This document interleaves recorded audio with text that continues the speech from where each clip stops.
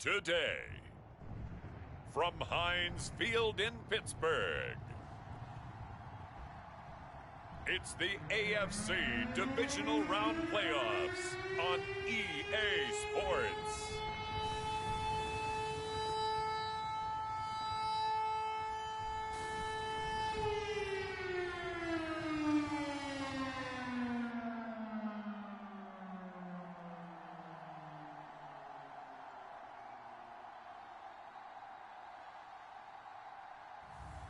Jalen Hurts and the Pittsburgh Steelers taking on Trace Mcsorley and the Tennessee Titans. It's time for the NFL playoffs on EA Sports, and we are in a city that sure had its share of memorable playoff games in the past. Pittsburgh, PA at Heinz Field. Coming up, it's Divisional Round Saturday, and we've got an AFC battle on tap between the Tennessee Titans and the Pittsburgh Steelers.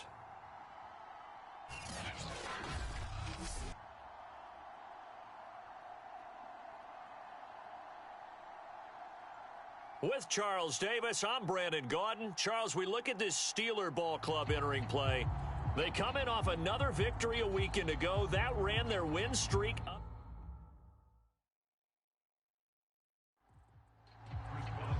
The first of 4 berths in the conference championships on the line here as divisional weekend in the NFL is underway. Fielded just outside the goal line.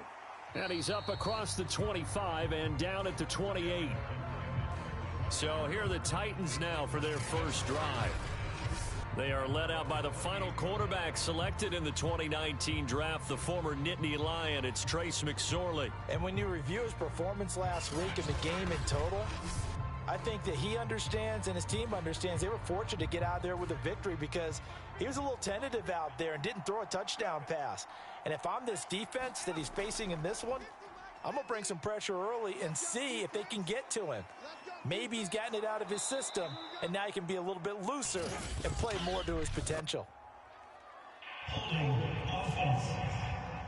Oh, why are we doing this? So a decent gain, but all for naught on the penalty. It's too bad, isn't it? They were feeling pretty good about it. The only people celebrating, the guys who just gave up that play. So the special teams penalty cost some yardage there as they come out on 1st and 10. Now a give right side. Connor, and not much, maybe a yard up to the 29.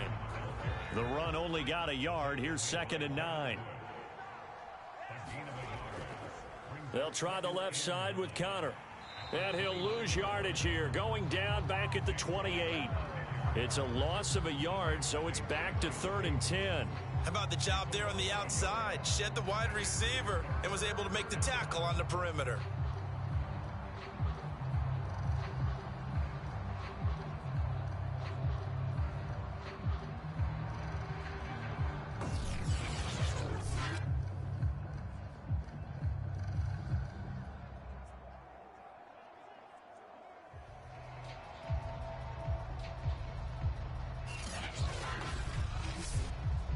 Crowd getting in it a bit already. Here's an early 3rd and 10.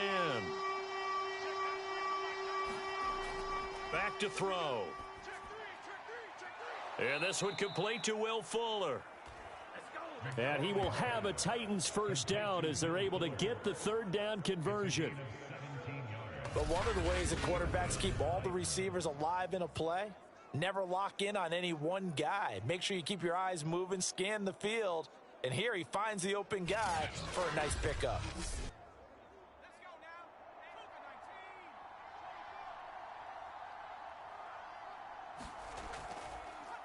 On the ground, this is Leonard Fournette. And nothing much materializing there on the first down run. He'll get a couple, and that's it.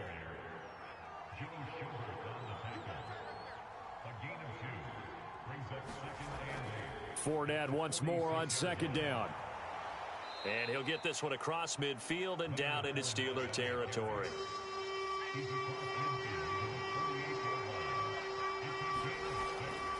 On 3rd down, it's Connor. And just nowhere to go for Connor. Defense gets to him, and they mark him short. He needed 2, he got 1, and that's going to leave him with 4th down and a yard. Well, they picked up a portion of it, but not all that they needed. Now that leads to a decision on 4th and 1. Let's see what they decide to do.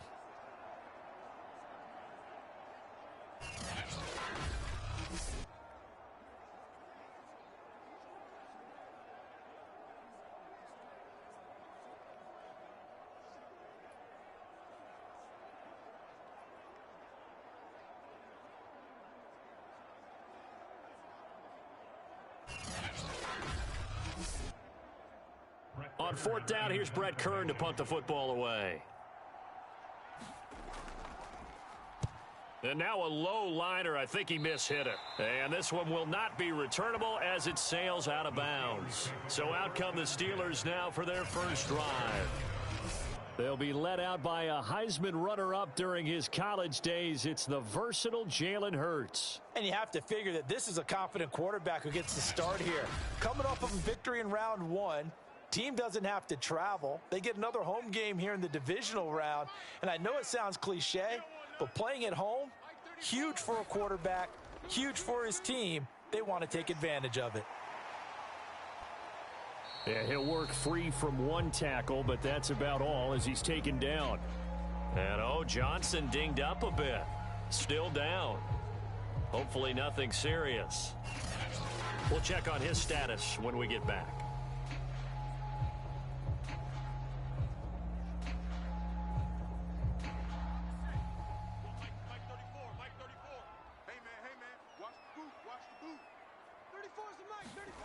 Second and 5 now.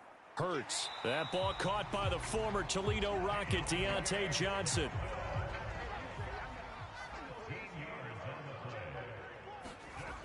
Now a first down carry for Harris. Give him 5 on the carry there, and it'll be second down. Here's Hurts to throw. And tackled down after a gain of 3. Leaves him with 1 yard to go on 3rd down.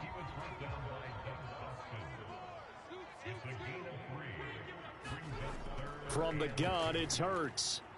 Complete. It's Johnson. And he gets it inside the 35 and just shy of the 30.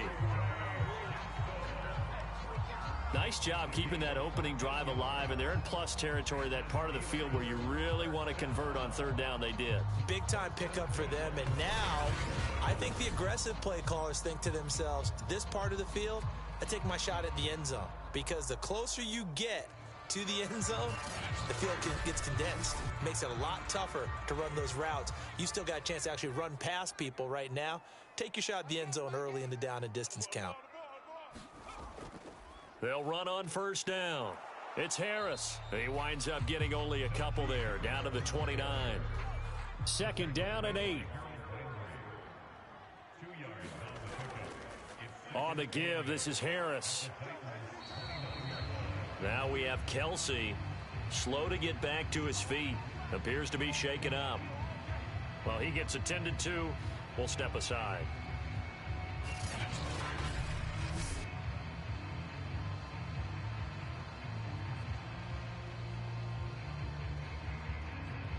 Play number 7 now coming up on the drive. 3rd and 5. Hurts. It's brought in by Harris. And he'll be taken down as that will take us to the end of the first quarter of play. No score after 1 on EA Sports.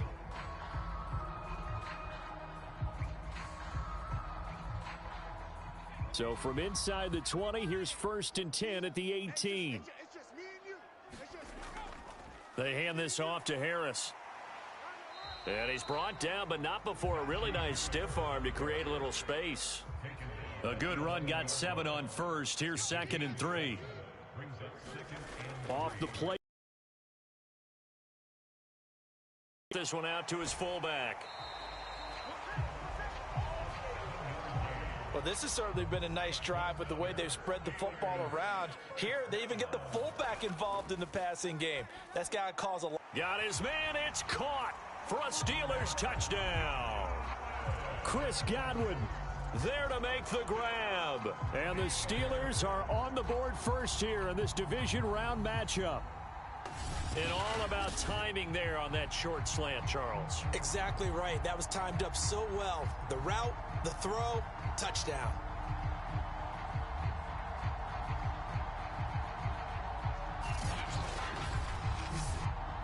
Chris Boswell now for the extra point.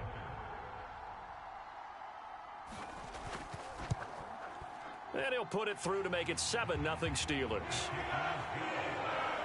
A pretty long drive that time. 11 plays all told. And it ends with a Pittsburgh touchdown.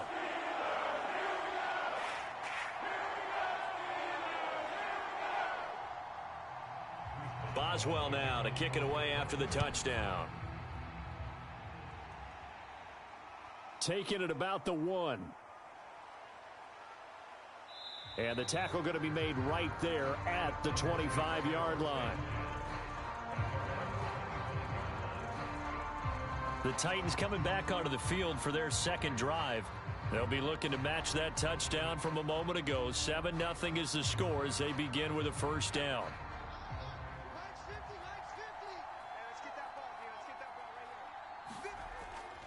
It's Connor as they stay on the ground. And he works free. Uses the stiff arm. And he takes us beyond the 35 before going out of bounds. We discuss it a lot, but he is so hard to get to the ground, and we saw it right there. How about that low center of gravity, the strong frame that he has? If you're a bowling fan, you would understand and recognize when that ball goes right into the pocket and pin scatter. That's exactly what we saw there on that run, wasn't it?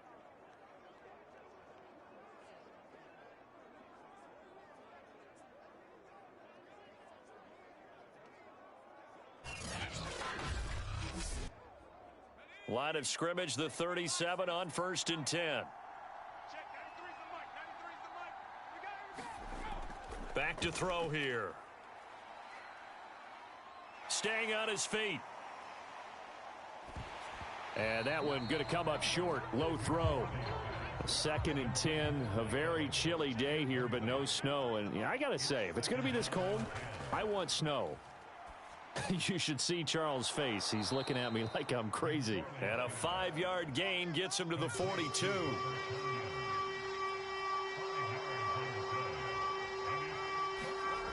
They'll look to throw. It's tight. Well, a lot of times when you get a manageable third down situation like this, you have to think about your tight end, and he comes through for him, picking up the first down.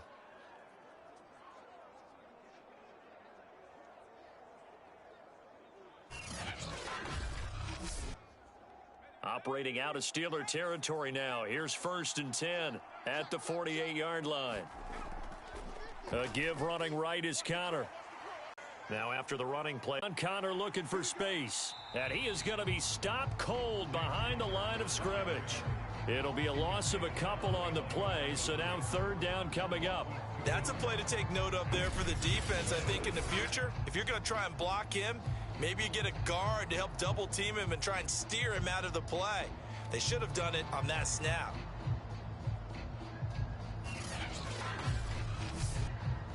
And on 3rd and 5, this will be the 8th play of the drive.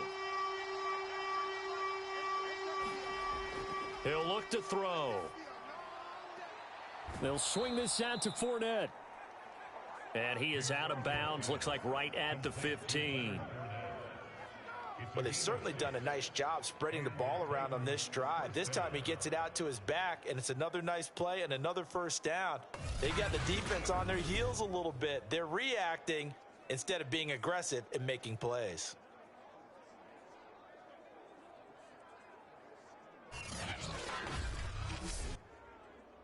Second quarter action, 2 minutes to go on divisional round weekend.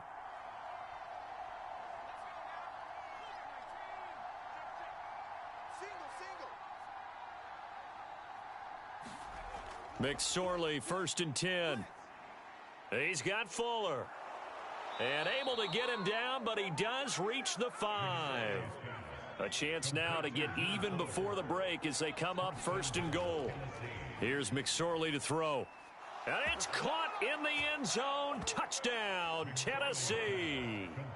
Will Fuller there to make the grab. And the Titans are an extra point away from tying this thing up.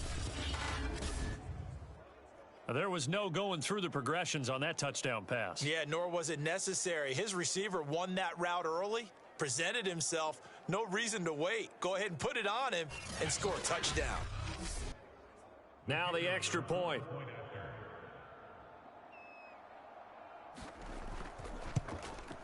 It's up and good, and we're tied at 7 here in quarter number 2. So that one a long 11-play drive, and it ends with a Tennessee score.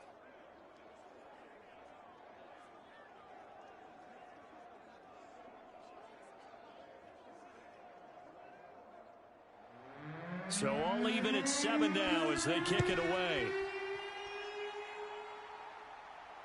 Fielded just outside the goal line.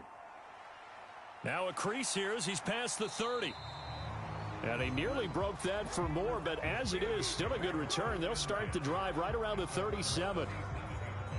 Jalen Hurts in this offense trotting back out. 5 for 5 that last drive. Touchdown pass as well. He was clicking. Receivers, I don't want to be cliche, but running really solid routes too. And what I love about it is when you look across any team, all right, the body types of the receivers are usually different. The way that they get open, different as well. Some of them use power to get open. Some of them use those head fakes and subtle moves. Some of them just use pure speed. And the really good ones, when they're established, they know how to push off at the end of a route too. And he slides and covers up at the end as he's going to be able to pick up decent yardage. Now the Steelers use the first of their 3 timeouts as they get the stoppage with just under 50 seconds remaining in half number 1. Throwing again on second down. Hurts. And past the 35, he'll be dropped a yard or 2 shy of the 30. The Steelers signal for the second of their timeouts as the clock will stop with 45 seconds to go in the first half. They'll throw on first down with Hurts. And he will find his man on the end route. Complete. Same result as last play, 14 yards and another first down. Inside the red zone here, they'll look to throw. He gets it complete to Harris.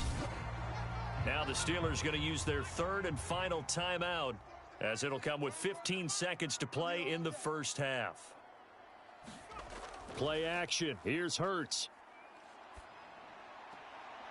Ebron caught left side.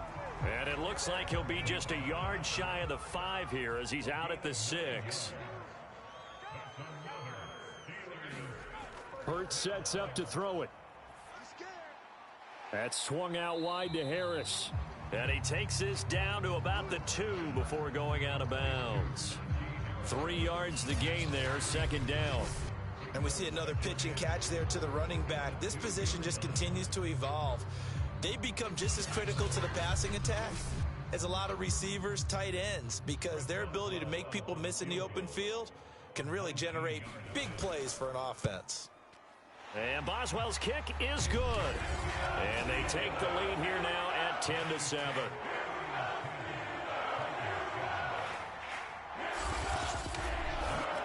So 3 points on the board, as easy a field goal as you're going to get, but I can see you shaking your head.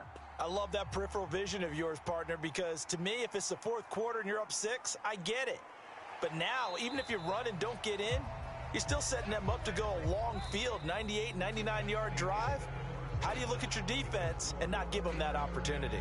So it's on to halftime in this AFC Divisional Round matchup as we send you down to Orlando where Jonathan Coachman has our EA Sports Halftime Report. Coach. All right, Brandon, thanks very much. This is the first of 4 Divisional Round matchups coming up this weekend.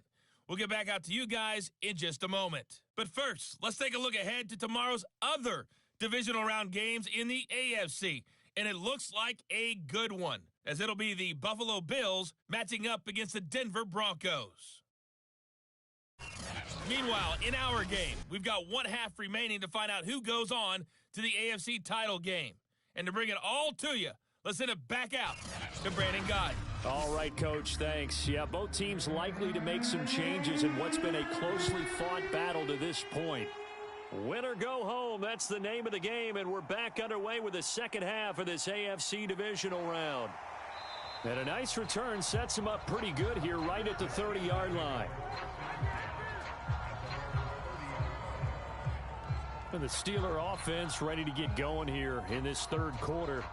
And they're in the position they expected to be in. They've got the lead, home crowd behind them, and they're looking toward making that next step in these playoffs. And I think a key for them is to put together some good, long, extended drives. Work the run in a little more with that big offensive line. I'm not saying get away from throwing the football. That's still working. But if they run it more effectively, they may get even bigger plays in the passing game. And he'll slide to a halt here, still a little shy of the first down marker. The improv on the scramble there gets him 6, and it'll be second down. And he'll get up to the 43-yard line.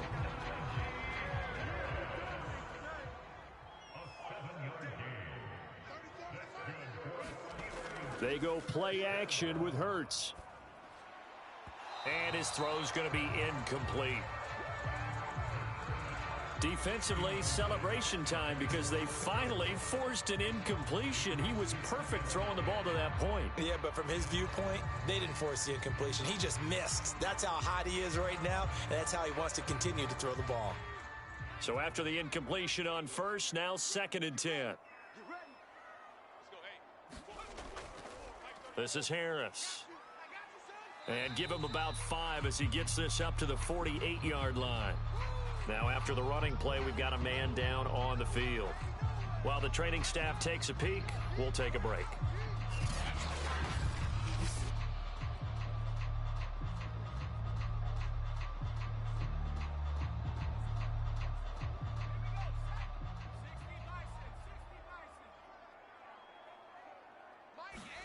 Throwing is Hurts. Open man is Godwin. It's complete. And he will have a Steelers first down as they're able to get the third down conversion. That's a play that will likely be forgotten when you talk about big moments in this game. But plays like this are critical to keep drives going. And if points result, we'll call this play significant.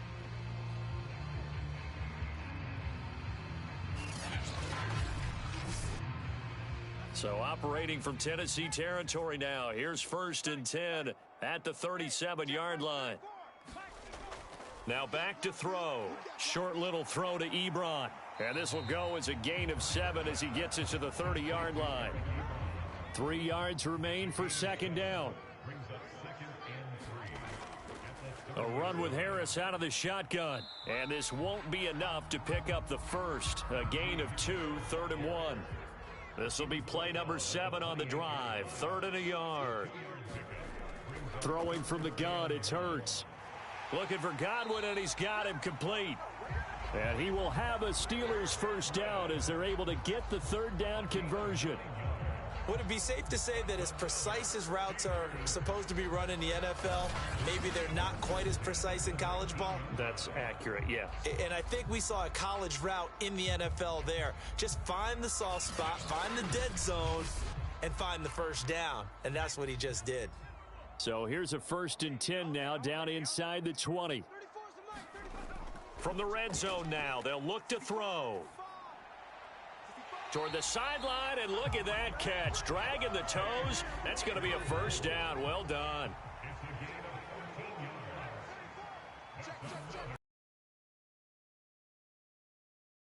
And he's in. Touchdown, Steelers. Najee Harris. A 5-yard touchdown run. And the Steelers take the opening kickoff of the third quarter and drive right down the field to extend their lead. Apparently the week off hasn't hurt him one bit. 1,000-yard rush in the regular season. Got his first touchdown here in the playoffs. Perhaps the week off energized him. A great article in the paper this morning basically saying that they would not have won the division without him, and he's not their only piece. And now before we get to the extra point, remember all touchdowns do have to be confirmed by the replay official. Is this a touchdown? That's the question. CD, what are they looking for here? You just need any part of the football to break the plane. You don't need the whole football. It doesn't need to go over the entire white line. It's just that front part of the white line. And if you draw an imaginary plane going straight up, that's what they need to cross.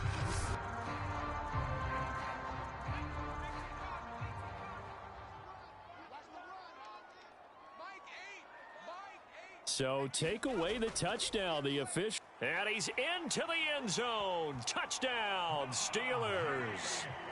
Najee Harris taking it in from a yard out. And the Steelers are going to add on to their lead. That seemed pretty ideal there for the offense, Charles. You take a little bit of time off the clock here in the third quarter, decent length drive, and you pad your lead as well at the end of it. And what it does is let you feel like you're in control of this game, even more so than a 2-touchdown lead, right? Because you have taken that time off, as you noted, which means they couldn't get you off the field. You ran your playbook the way you wanted to, and you gave your defense some rest. What a big-time drive in that situation. Boswell good with the extra point, and his guys will take a 10-point lead. A pretty long drive that time, 11 plays all told. And it was Najee Harris who finished it off with a touchdown run.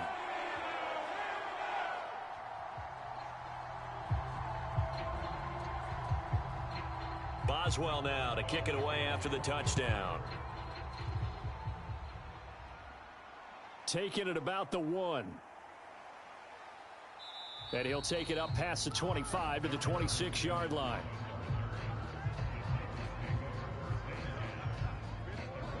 Out come the Titans now. They'll have it first on offense to start the third. I guess they have to feel a little gratified to at least get on the board last time, but still work to do. No doubt about it. I wonder now if they're going to try to increase the urgency a little bit, maybe pump up the pace, maybe go 2-minute. Who knows? Let's see what they decide to do. Here's Mcsorley on 1st and 10. It's caught by Mike Evans. And he's taken down but able to slip across the 35. Line of scrimmage, the 37 on 1st and 10.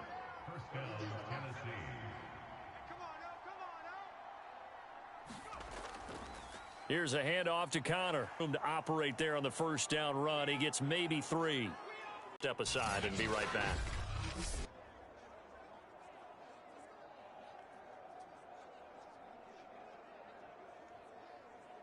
Coming up on 2nd and 7.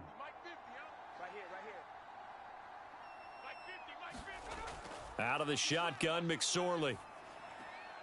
He's got a man. It's his fullback. And he'll be taken down, but not before he works it past the 50. Operating out of Steeler territory now. Here's 1st and 10 at the 47. Now Connor. And he picks up about 6 as he gets this down to the 41. 6 yards on that last play. Here's 2nd and 4. Now Mcsorley. It's a short one here, complete to the tight end. And this winds up a pickup of 2, maybe 2.5 to about the 39. 1 quarter remains for the right to advance to the AFC title game. You are watching the NFL on EA Sports. The Titans on 3rd down. They've been good, 3 for 4 thus far. This time they face a 3rd and 2. They'll try and run for it with Connor. Shrugs him off. And he's taken down inside the 30. 52 yards rushing for him now on what was his 10th carry of the ball game. Now, yes, a 2-possession game, but a good chunk of time on the clock, so they have the ability still there to run it on 2nd and short, but maybe they need to pick it up a bit. You're right. They did pick up the first down there, but they, as you mentioned, they have to pick up the pace now because it's a 2-possession game. They've got to get there twice to make sure they have a chance to win.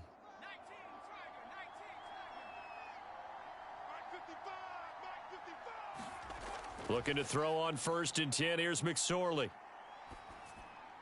Dumps it off to Fournette. Give him a gain of 5 on the completion, and that'll make this a 2nd down. All defenses worry that whenever anyone catches the ball and has a head of steam come out of the backfield, it can turn into a big play with missed tackles or he runs through people. But they were right there waiting, and they stopped him for a minimal gain. And he's dropped just before the line to gain. 4-yard pickup leaves him with 3rd and 1. This will be play number 8 here on the drive. It's 3rd and a yard. Mcsorley from the shotgun. Throwing the out route and complete. It's Fuller.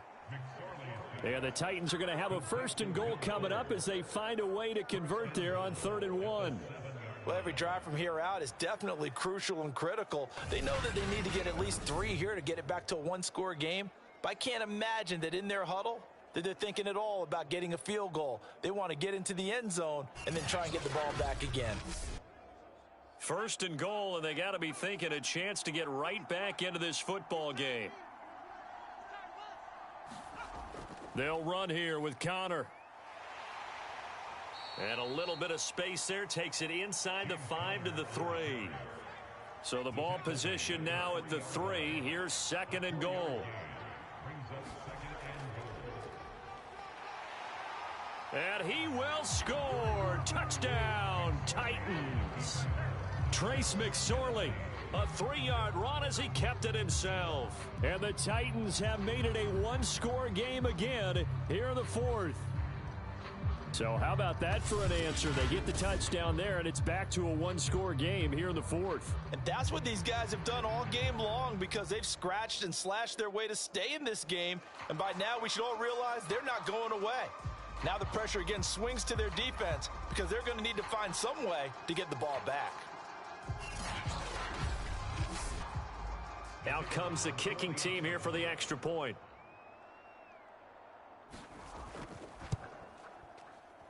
And this is up and good to make it a 17-14 game.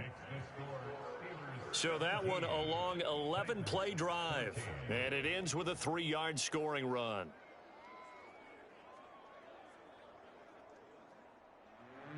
Set now to kick this one away, and off it goes. This fielded right at the goal line. And a decent return out to the 27-yard line. Now on the return here, we've got an injured player down there. We'll check on his status when we get back.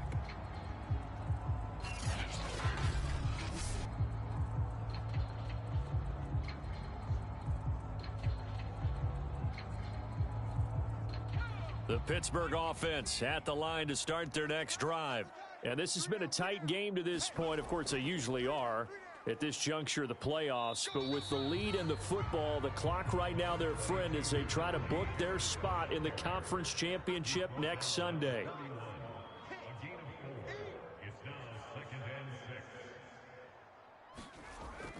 Harris going to get it again on 2nd down. Still a couple yards short of the first as the 3-yard gain brings up a 3rd down. 3 points separating these two sides with 2 minutes left to go in the 4th. So the Steelers with the football as we get you reset. They're facing a critical 3rd down now as they try to hold on to this lead. Trying to pick it up on the ground with Harris. And he'll be tackled right on the chalk of the 45. And quickly we're going to get another stop here with 1:54 left as they call the timeout defensively. And not totally home free yet, but it's looking good as they come up 1st and 10. Snell on the shotgun handoff. And he's going to take this ahead for right around 3 yards, but no more than that. 2nd down. Now a timeout called for by the defense as they'll talk things over prior to this upcoming 2nd down play. They'll try and run some clock here as they keep it on the ground. And he's up over midfield and down into Tennessee territory. Now the Titans will use their 3rd and final timeout as they'll head to the sideline and talk over what to do next. The play action fake. They'll look to throw. He's going to get this one out to his fullback. They'll wind up losing a yard on the play, and that's going to make it 4th down. The Steelers send out their punter now, as he should be able to pin him back deep here with his first punt. And that ball's going to angle out at the 3-yard line. A beauty. You need to get the ball away here in the 4th quarter while you're just holding a slim lead. But that punt, absolutely ideal. They pin them inside the 5-yard line. They give their defense a really nice opportunity. So now the Titans down 17-14, and time a huge factor. A field goal could get this playoff game to overtime, but this crowd, they are going to make it tough as they line up 1st and 10. McSorley's throw taken in by Evans here, but only able to muster a gain up to the 8-yard line. A gain of 6 there on first. But that's not going to help the cause as he stops short of the 10. And we've reached the 1-minute mark in this game. Now a desperation throw deep downfield. And this one is incomplete.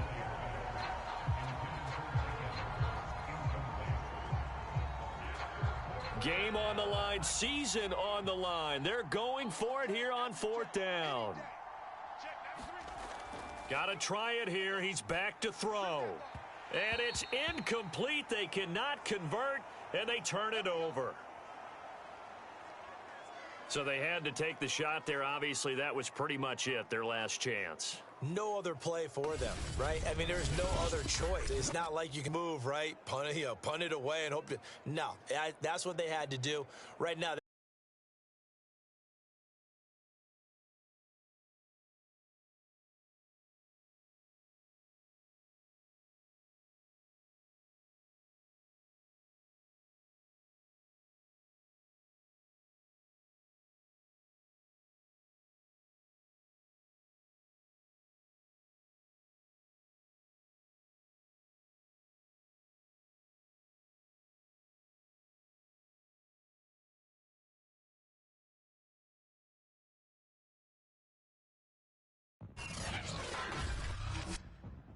Tonight, from Lincoln Financial Field in Philadelphia,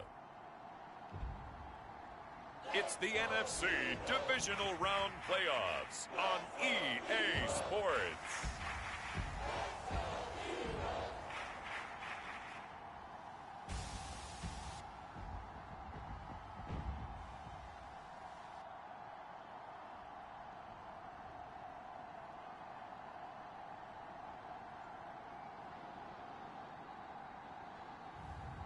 It's the Philadelphia Eagles taking on the New Orleans Saints.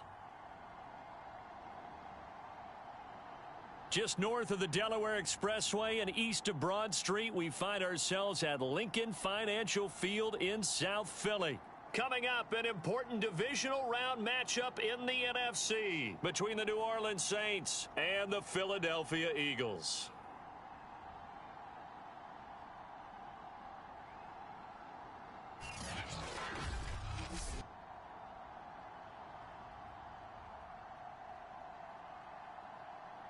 With Charles Davis, I'm Brandon Gordon. And Charles, you look at this Eagles team as they interplay here.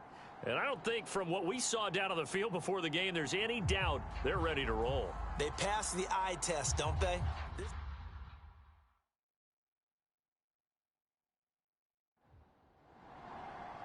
One of two spots in the NFC title game awaits the winner here as we're underway in the divisional round of the NFL playoffs.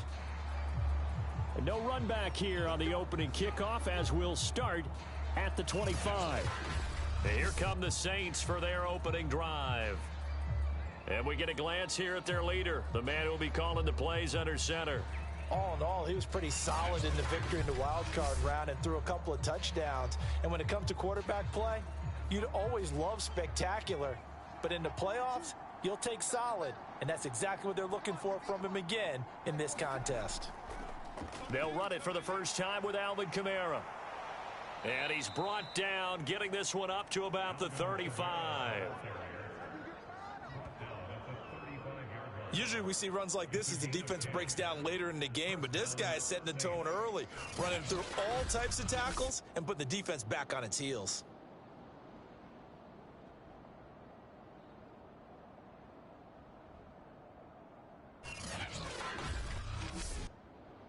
Ball up to the 35 now as they come up on 1st and 10.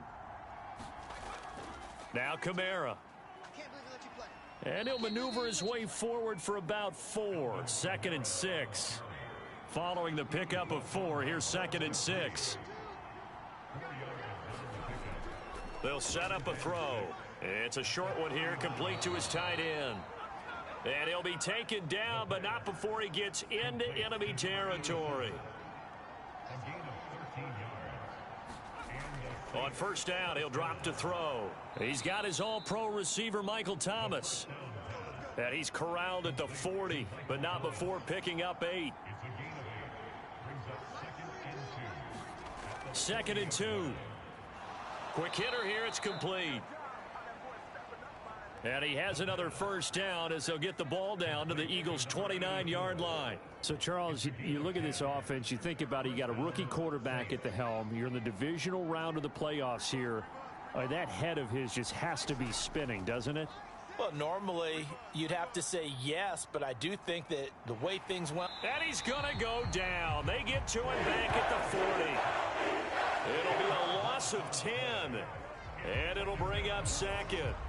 Boy, Charles, that time he took a bad situation and made it worse. Yeah, you're almost putting together a nice little song there, aren't you? Because it's something you'll see from young quarterbacks. They have that tendency to retreat backwards instead of stepping up in the pocket. And the job becomes twice as difficult now after the sack. It's 2nd and 20. He'll look to throw. And that one off the mark behind him, incomplete. You definitely would like to have hit on that one because now you've got a 3rd and long showing up, and you just know defense is going to be getting after it. They are pinning their ears back, and they are coming. 7th play of this drive coming up, but a long way to go on 3rd down. They'll look to throw here. And that is incomplete. Certainly appeared to take away his first read, and by the time he tried to look elsewhere and find an open target, the coverage was too good. That one falls incomplete. And this one will not get there. It's off to the left anyway. It's no good, and this will remain a scoreless game.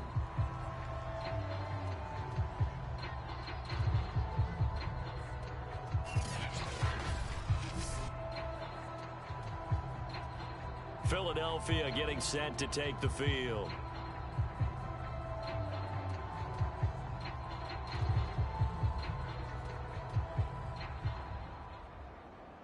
Well, that opening drive looked good for a moment there, but they'll wind up being turned away thanks to the missed field goal.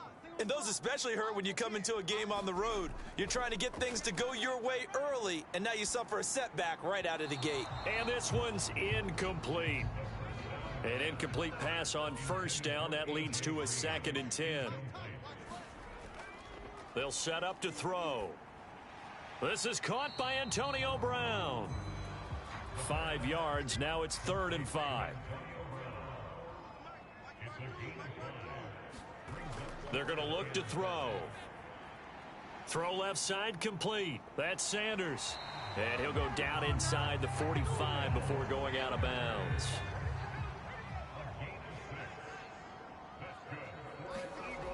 They'll look to throw again. And that'll be incomplete. Here's 2nd and 10.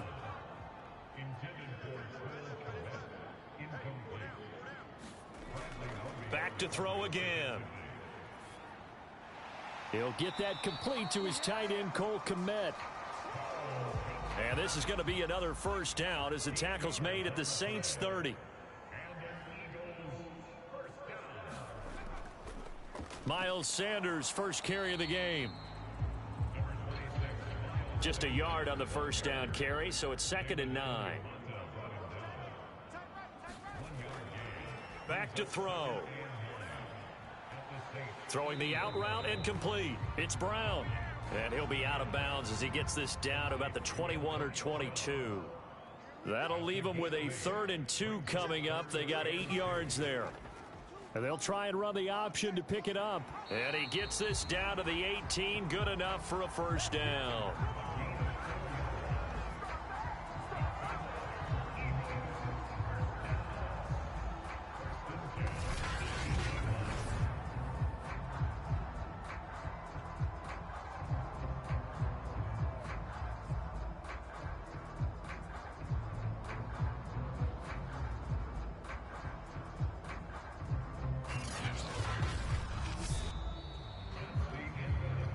We're scoreless after 1. Now second quarter action from Philadelphia, and it's the Eagles in possession. So from inside the 20, here's 1st and 10 at the 18. From the red zone now, they'll look to throw. He'll get that complete to his tight end, Komet. They'll contain him to just 4. Second down. He'll drop to throw. And he slings one that's incomplete. So they need 6 yards here on 3rd down. They're 2 for 2 on 3rd down tries so far on this drive. They'll drop to throw. And this time he's got the hook up. It's complete.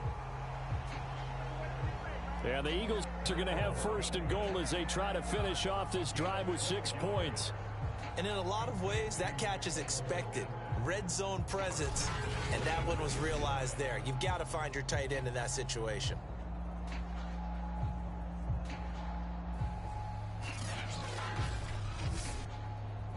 And perhaps now close to the first points of this divisional round game as it's 1st and goal.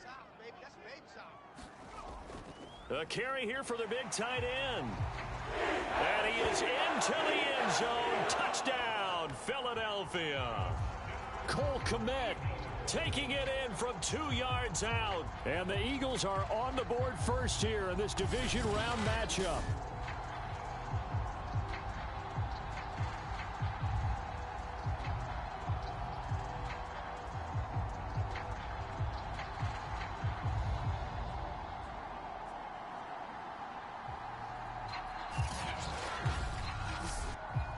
On for the extra point, Jake Elliott.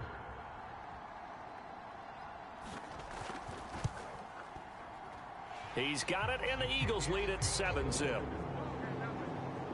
That one in the books as a 12-play drive, and it's culminated by a 2-yard touchdown run.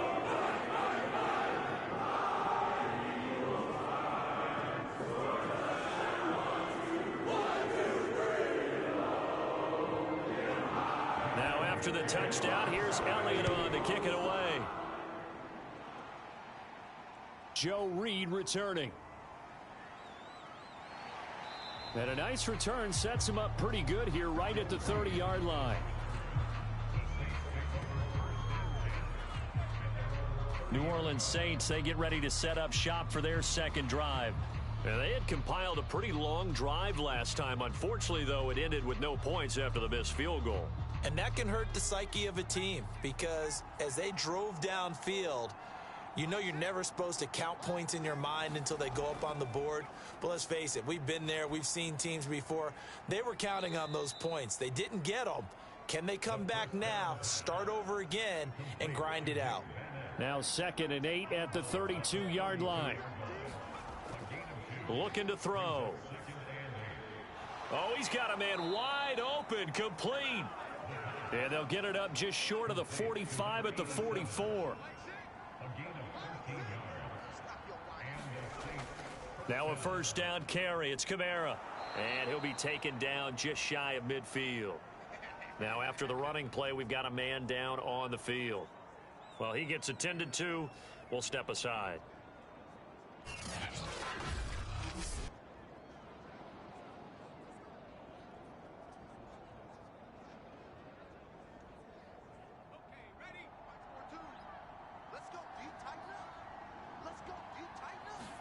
Second and 5. And his throw is incomplete. Defensively, Charles, they continue to really limit this offense as far as yardage goes. Yeah, you're exactly right. They've been assignment sound, staying in their lanes, keeping proper leverage, and communicating well, too. Back to throw here. That's caught by Marquez Callaway. And he is going to have a Saints 1st down as he's able to get 8 yards there on 3rd and 5. This has to go down as one of the simpler routes in the playbook, but oh so effective. Nice completion there. Keeps the sticks moving.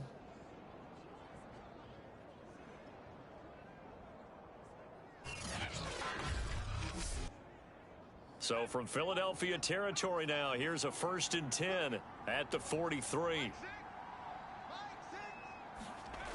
They'll look to throw.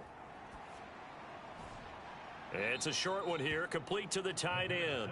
And he'll go out of bounds after taking it a little further down inside the 40. They'll contain him to just 4. Second down. Got to give credit where it's due. Really nice defense on that play. The pitch and catch was successful, but not any run after it. Yeah, once more, strong running, excellent blocking at the point of attack. They've got a nice little drive brewing right here. On the ground, Kamara. And he'll work this forward for about 3 at second down.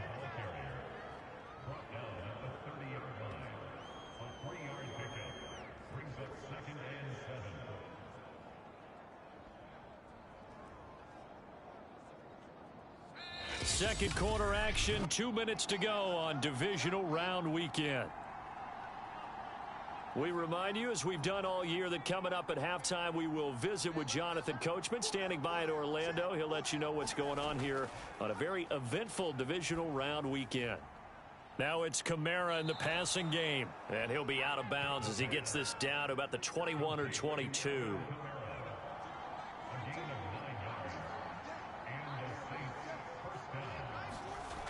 Now on first down, he'll drop to throw it.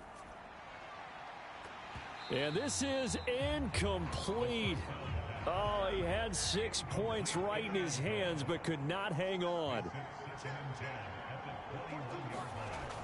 He'll try again with the arm here on second down. And down inside the 15, shy of the 10.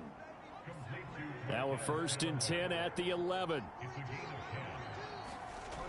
They'll stick with the passing game as he looks to throw. They'll get this out to Kamara. The completion, but they go in the wrong direction. A loss of yards, and now they're dealing with a 2nd and long. Again, he'll drop to throw. Over the middle, into the hands of Michael Thomas. So the pitch and catch good for 11, and they'll be faced with a 3rd and inches. The Saints going to call the first of their timeouts as they'll stop it with just over a minute to go before halftime. They missed a field goal on their last drive. Here they need something to even get into field. And he takes it across and into the end zone. Touchdown, Saints. Alvin Kamara punching it in from a yard away. And the Saints are on the board here in the final minute of the first half. On 3rd down and short and everything well executed, he not only gets the first down, Charles, he gets the touchdown as well. And you see the defense commit to the run so often in these situations, but there's always that little bit of hesitancy, isn't there, partner? Thinking that they may play action you. They took advantage of that hesitancy and found their way into the end zone with a running play. Will Lutz on for the point after.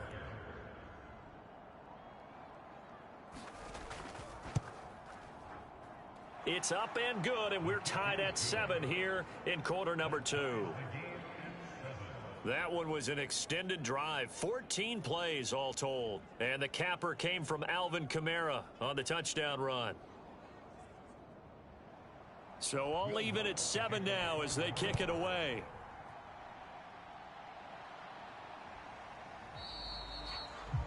No run back here, down to a knee, and this drive will start at the 25. The Eagles offense going to take over late in this first half. And with a little under a minute to play, they may be looking to pick up some yardage here, maybe try and come up with a field goal to seize the lead before intermission. They'll try and start this drive in the air. This one grabbed by A.J. Green. And down he goes, but he takes it up to the 40. The Eagles going to take the first of their timeouts as they get the stoppage with a little over 50 seconds to go in the first half. Now the Eagles will use the second of their timeouts as they get the stoppage with just under 50 seconds remaining in half number 1. 2nd and 1. This will be caught once again by Brown. And this is going to be another first down as the tackle's made at the Saints' 41-yard line. He'll look to throw. That's swung out wide to Sanders.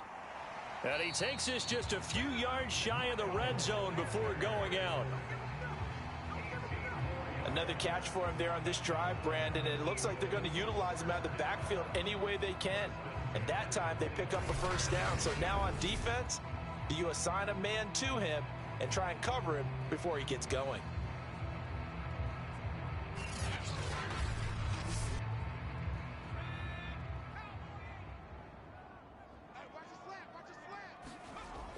They'll look to throw here on first down. Throwing the out route and complete. It's Brown. And he'll go out of bounds in the red zone just inside the 20. A gain of 6 there on first. So 5 plays on this drive, Charles. All passes, all completions. And just like that, they're in the red zone. And don't you think the playbook opens up a little bit more? I believe they buzzed down. They're going to take another look at this play with all reviews coming from the replay official here in the final 2 minutes of the half. Did he keep those feet in bounds? That's the question they've got to decide. And I got to say, watching it in real time, it was awfully close. Yeah, it certainly looked like a heck of a catch because he didn't appear to bobble it, which could complicate things. But even with the benefit of replay, that's pretty tight. Well, here's the call.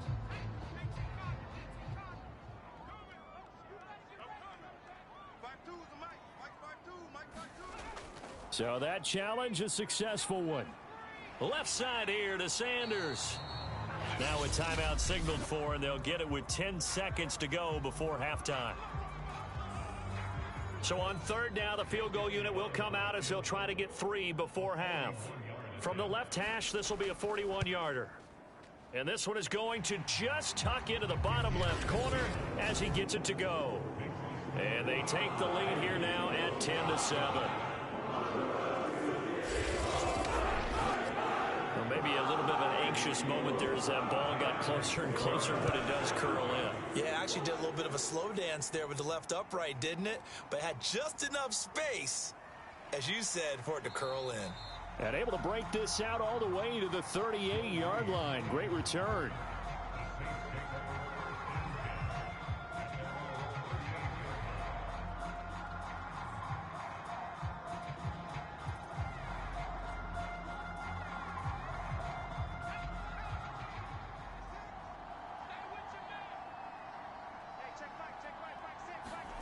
They'll throw now on the final play. And he's got his man on the out route. And he's able to get this one out closer to midfield across the 45.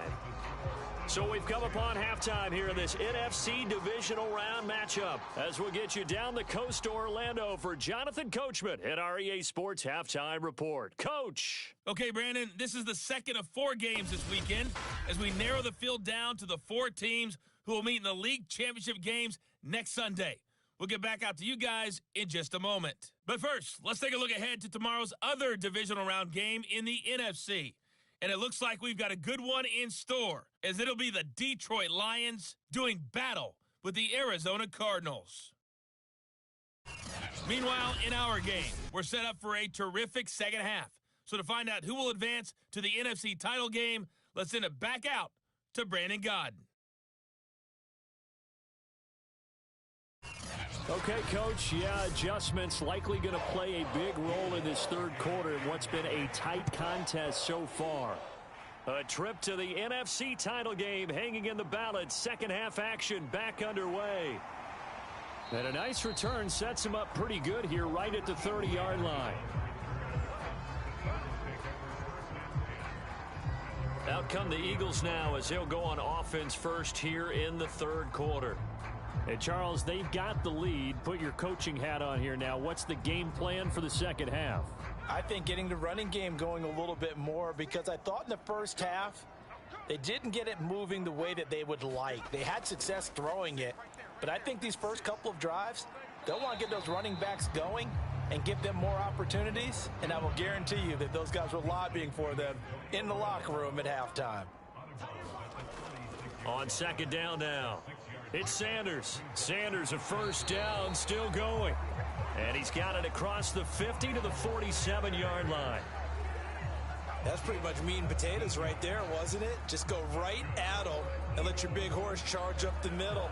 Not too fancy there, was it? Nothing fancy at all, challenging that defense. And on that go-around, the offense won the challenge.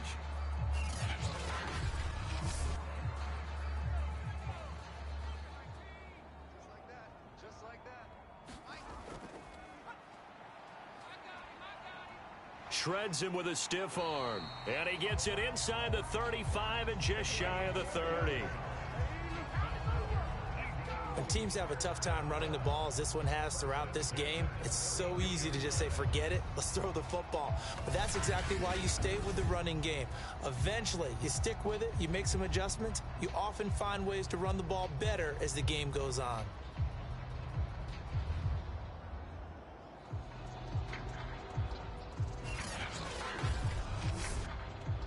From the 32 now, here's 1st and 10.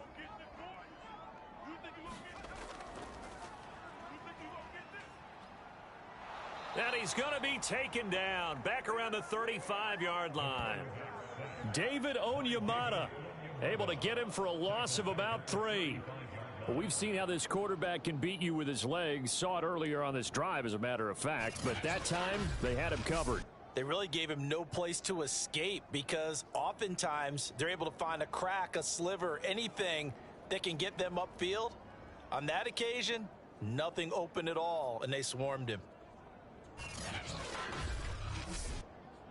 So 2nd and long, and got to be careful not to fall out of field goal range.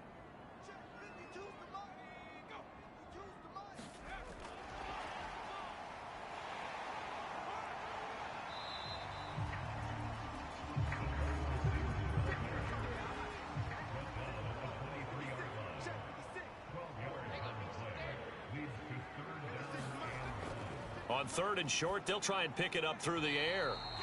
Oh, the slant complete to Green. So he turned to a trusted, familiar face in that 3rd down situation. It paid off. Yeah, you go to your veteran receiver in that spot, so you can't underestimate him when he's on the field. Defensively, make sure you know where he is because he understands how to get open in key situations.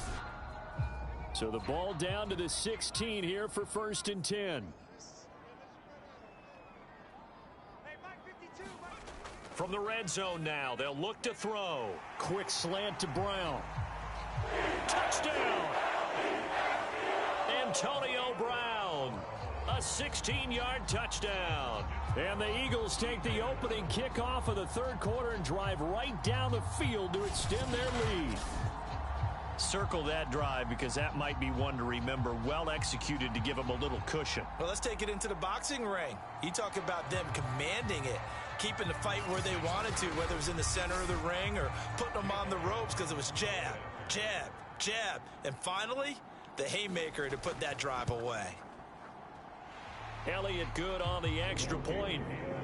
And his guys will take a 10-point lead.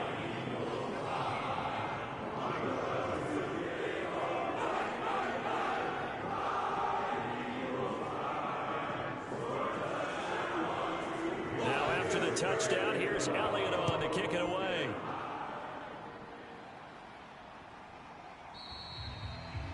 And no return here for Reed. This will be a touchback. Now the attention turns to the Saints offense getting ready for their first possession of the 2nd half. They find themselves down 17-7 as they start this drive 1st and 10.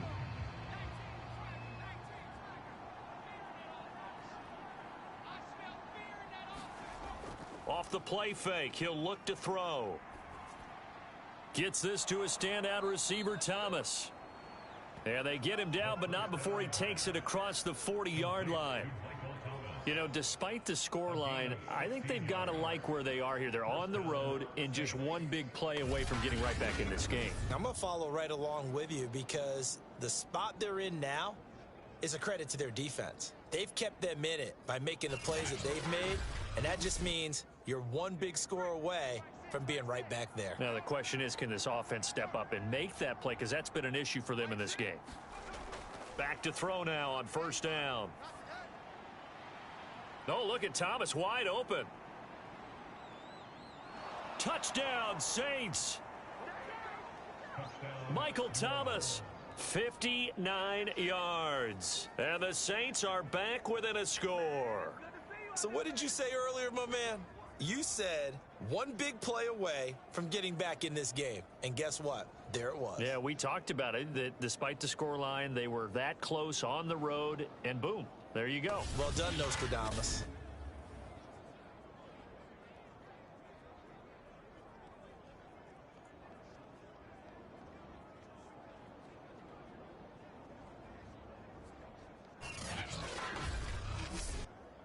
Lutz will look to add the extra point.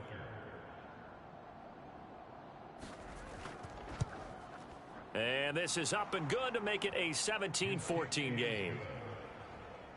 That drive started on their own 25. 2 plays, 75 yards later, into the end zone.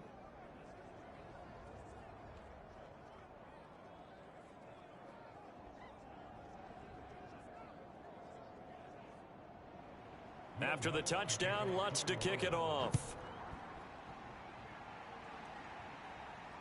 This will be fielded inside the 5. And he'll go down as this drive will start at the 25-yard line. Here comes the field general leading his offense back out there for the next possession. How do you break down his game so far? Just the 1 touchdown pass, but sometimes the touchdown pass stat category, that doesn't tell the whole story. It really doesn't. Not until you balance it with the error side. You know, and in this case, he hasn't thrown any interceptions. So a lot of people would call this almost a pedestrian game, kind of a bus driver game. But that's just really wrong. Being a bus driver is a good thing if you're running a football team, because that means you're in control and you're taking your team to the right places. Yeah, he's been pretty solid. Here's a throw over the middle. It's taken in by his tight end. And he slips up past the 45 before being tackled. And that's a more than acceptable read right there, because it's zone coverage, so timing is everything. This time he waits for his man to come open, puts it right on him, and they pick up a first down.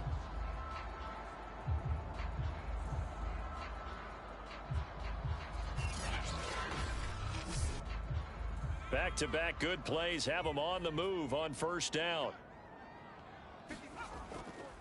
A give running left. It's Sanders. And he's going to take this across the 50 and into Saints territory. Coming up on a 2nd and 6.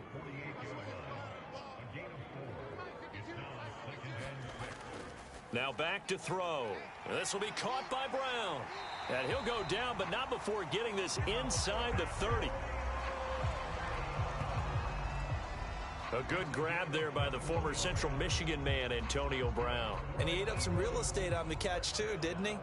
I think the most impressive part of it, though, if there's a chance for him to get the football, even though he was covered well, he somehow finds a way to get it.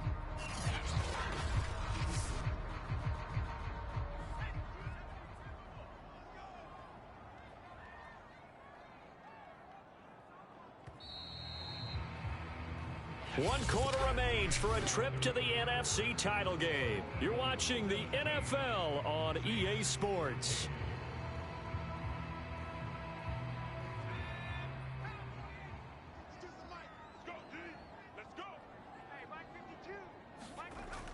On 1st and 10, it's Sanders. And he'll maneuver his way forward for about 4. 2nd and 6. If nothing else, they've already taken a couple minutes off the clock here already as they come up 2nd down. He is taken down at the 21 after a short gain of 2. The Eagles on 3rd down. A perfect 4 for 4 thus far. This is 3rd and 4. They run with Sanders off the option. And he'll have the first down, getting this one to the 14-yard line. 41 yards rushing for him now on just 6 carries to this point. How about this offensive line? They're really starting to establish themselves, take over this game. And before the series began, I know exactly what was said in the defensive huddle. Guys, we got to get no less than a 3 and out. Let's get off the field.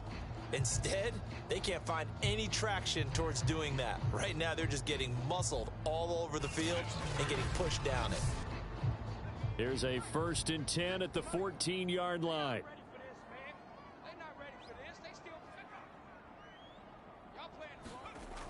It's a jet sweep. They get it to Green. Yeah, give him 4 yards there. It'll be 2nd and 6.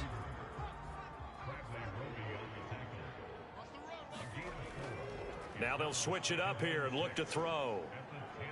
Oh, no, he lost the football. But I believe it was covered by an Eagle. It was, and Philadelphia is going to hold on to the football. A lot of bad news on that play for them, wasn't there? Lost the football, lost a lot of yardage, but I think the good news outweighs it. Able to retain possession. That was big for them.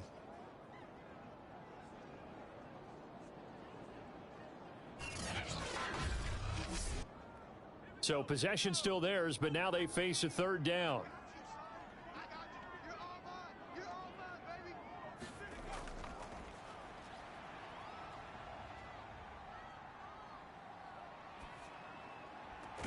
And on the catch right side, this is Sanders. And on this one, he'll get to the 15, right at the 15-yard line. Tell you what, he's been able to put the ball in some tight spots all game long. That throw, no different. Yeah, a lot of people would call it a gutsy type of a throw. I think he looks at it as, I can do it, so it's not that big of a deal to me. I'm going to keep firing.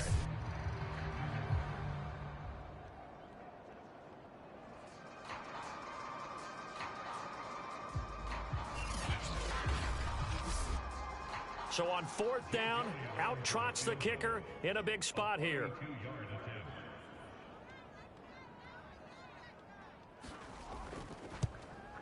The kick by Elliott is good. And they stretch the lead to 6. It's 20-14 now.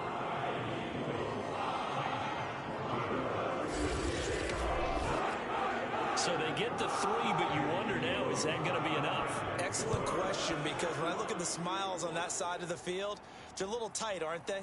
If they had scored a touchdown there, those would be big half-moon grins right now because they'd feel a whole lot better about their position. And a touchdown in the other direction, all of a sudden they're down.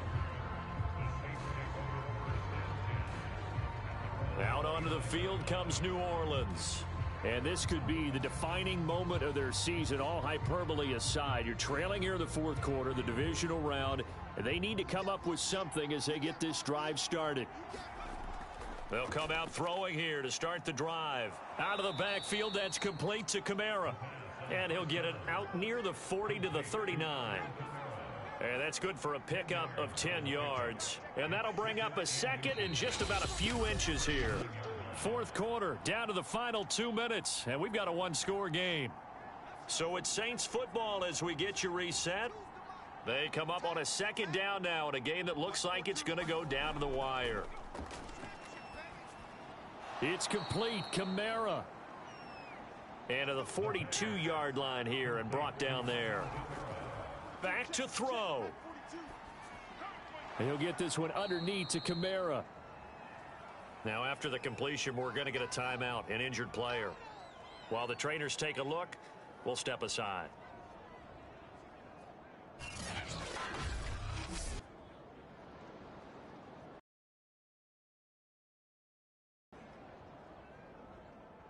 From the 5.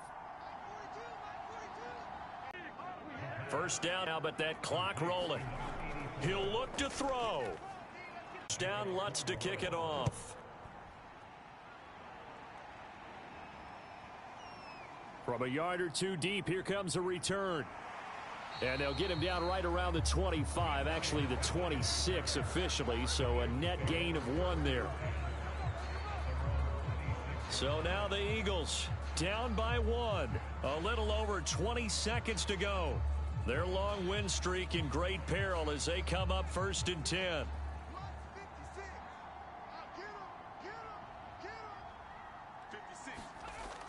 They'll come out throwing here on 1st down. Into the hands of Sanders. And he'll get him a 1st down up past the 40 as the clock ticks on. The Eagles going to take the first of their timeouts as it'll come with 15 seconds to play in the ball game.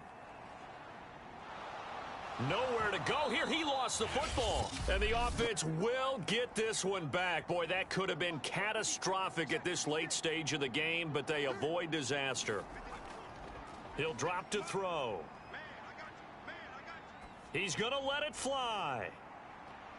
And he knocks the ball away, and it falls incomplete. Cole Kmet, the intended receiver. But now it'll be 3rd down.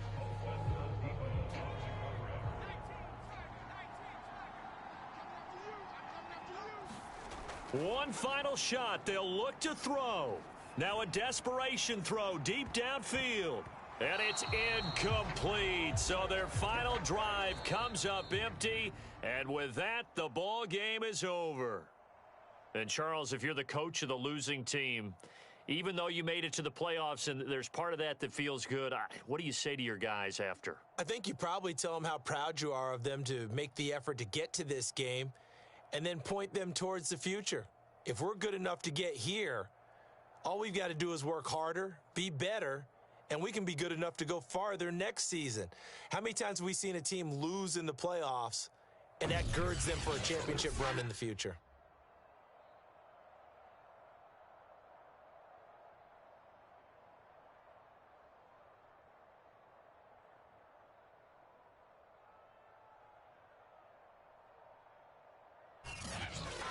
That'll do it for us. For Charles Davis and all our hardworking crew, I'm Brandon Gordon. You've been watching the NFL on EA Sports. For more, find us on Twitter at EA Madden NFL. From Philadelphia, good night, everybody.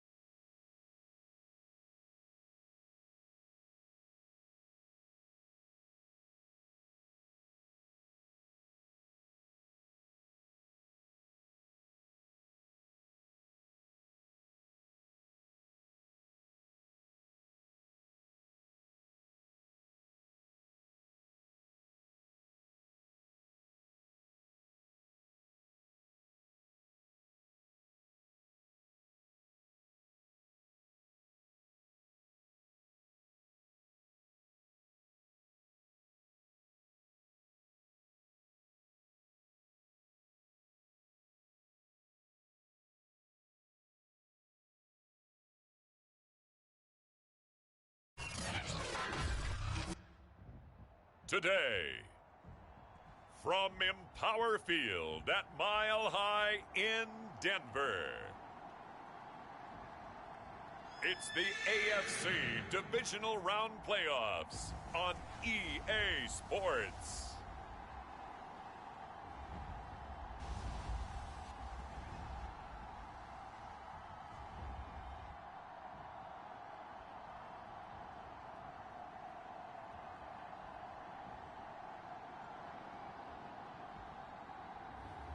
It's the Denver Broncos taking on the Buffalo Bills.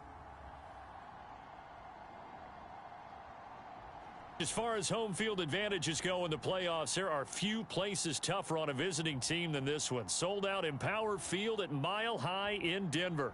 Straight ahead, we punch the second of 2 tickets to the AFC title game, and we've got a great one in store between the Buffalo Bills and the Denver Broncos.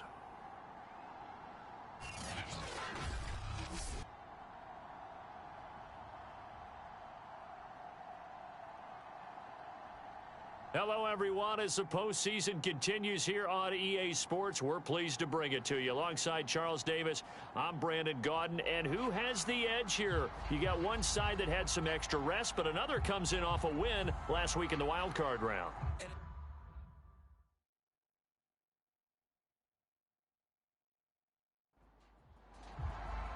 For a berth in the AFC Championship game, off we go in the divisional round of the NFL playoffs. And the opening kickoff will not be returned, as that will be a touchback. So here come the Bills on offense for the first time. And they will be led out by their 6'3" quarterback. And if he and his guys want to spring the upset here in the second round and move on, they've got to focus on the good that they did in the wild card victory. At the top of that list, protecting the football. Got a little careless last week. A few got away from him. Might not be so fortunate this time around. And if that's the case, they'll end up going home. 3 yards on that last carry. Here's 2nd and 7. First carry for Austin Eckler, who's a Colorado native. And he gets this one just shy of the 40, down at the 39. Well, there's plenty of real estate for him to maneuver on that run, and let's face it, it shouldn't be a surprise. He's one of the better backs in the league. Had to come into this game with the idea, slow him down, otherwise it's going to be a long afternoon. So from the 39 now, they'll come up on a 1st and 10. The play action fake, they'll look to throw. He'll be brought down by the Broncos. It's a sack. That one will set him back nearly 10 yards here on 1st down on the sack.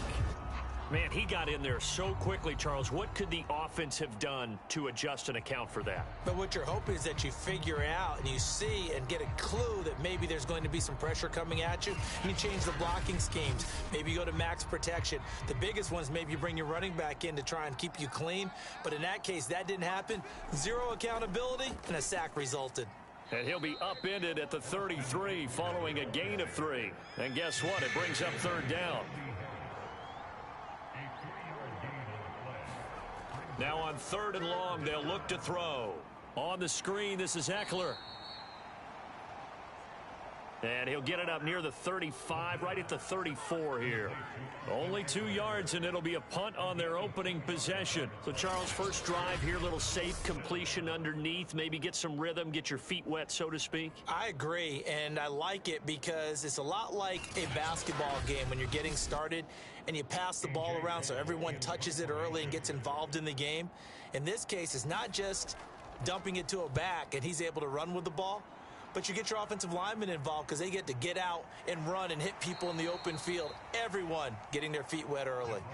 40 yards on the punt, 2 on the return. And the Broncos take over, 1st down and 10. So out comes this offense to take over for the first time.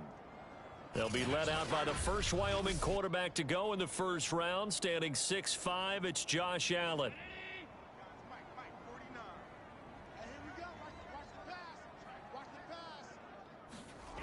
On 1st down, Allen throwing over the middle, and it's incomplete. So the incompletion, and now it's 2nd and 10, again from the 25-yard line. Now a first carry for Melvin Gordon. And up to the 35 before they're able to knock him down.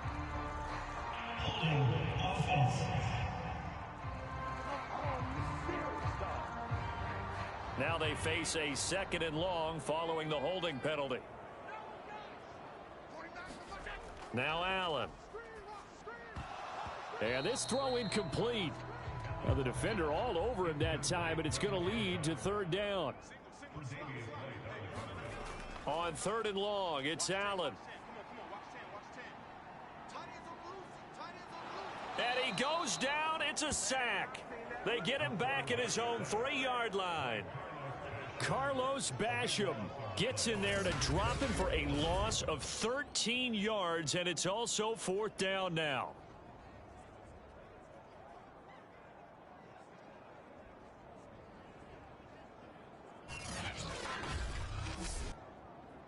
Here's Sam Martin now. And no room for error here as his first punt comes from deep in his own end zone. And he's able to get it out quickly, and this is not a bad kick here.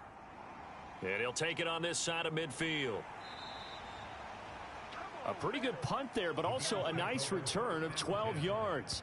And the Bills are going to take over in great position here with a 1st and 10. So here come the Bills out for their 2nd drive. The crowd may be losing just a little bit of the edge after back-to-back punts. They want some big plays. They want to see some offense. They want to see somebody break away, whether it's through the air or on the ground.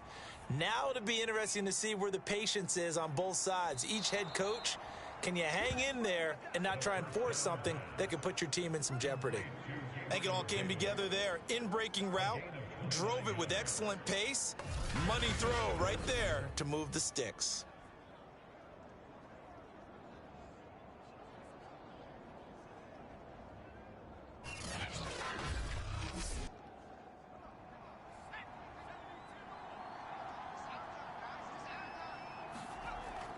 Running on 1st down, Eckler. And he'll be brought down here at the 3-yard line. So not quite a first and goal just yet as they come up now 2nd and inches. Now a first carry for their fullback. And he takes it in across the chalk for a Bills touchdown. Patrick Ricard. A 3-yard touchdown run. And the Bills are on the board first here in this division round matchup. A long way to go in this one. I'm sure that's not the only score we'll see today, but to jump out like that, very good. Yeah, everyone wants to set the pace. You know, in a game like this, you want people chasing you. You don't want to be the team chasing them. That's exactly what they did. No going for 2. They'll kick the point after.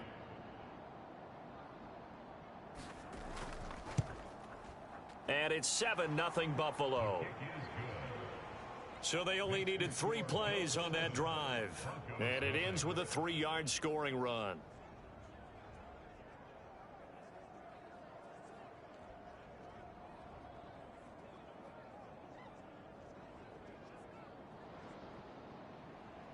The kickoff team on the field now as they will send this one away.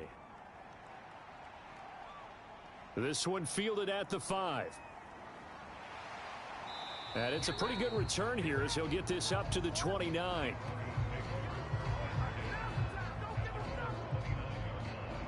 So now the second drive offensively coming up for the Denver Broncos.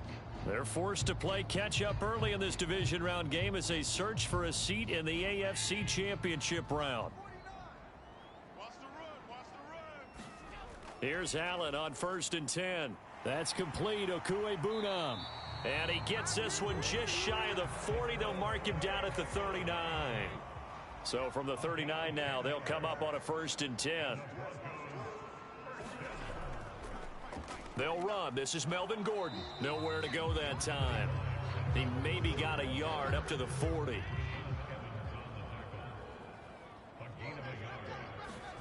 On 2nd and 9. Allen. He'll get that complete to Alberto. So the completion results there in 9 yards. And that'll bring up what looks to be a 3rd and inches.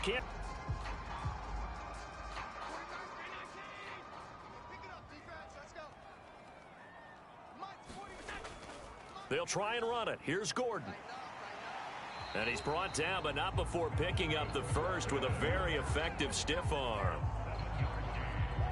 I think they like this drive a little bit better there, partner. Running game helping out, picking up some of the slack. Because remember, the last drive, they went 3 and out.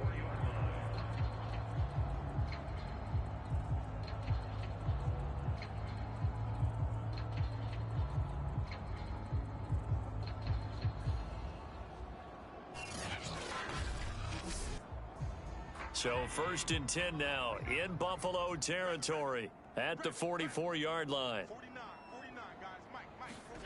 So the shotgun snap to Allen. That one almost intercepted, but it's incomplete. Not a good throw there, and it'll be 2nd down. On 2nd down, they'll run with Gordon. And the stop here will come at the 38-yard line. An extra defensive back here for the Bills on 3rd down. To the air, Allen. Looking left side, he's got it, complete. And he will have a Broncos 1st down as they're able to get the 3rd down conversion. All right, let's just go ahead and walk through this one pretty easily, right? Blast off the line of scrimmage, get downfield to a certain point, usually around 8 to 10 yards, turn around and make sure the quarterback sees your numbers and set yourself up for the pass. A well-executed curl route by Charles Davis.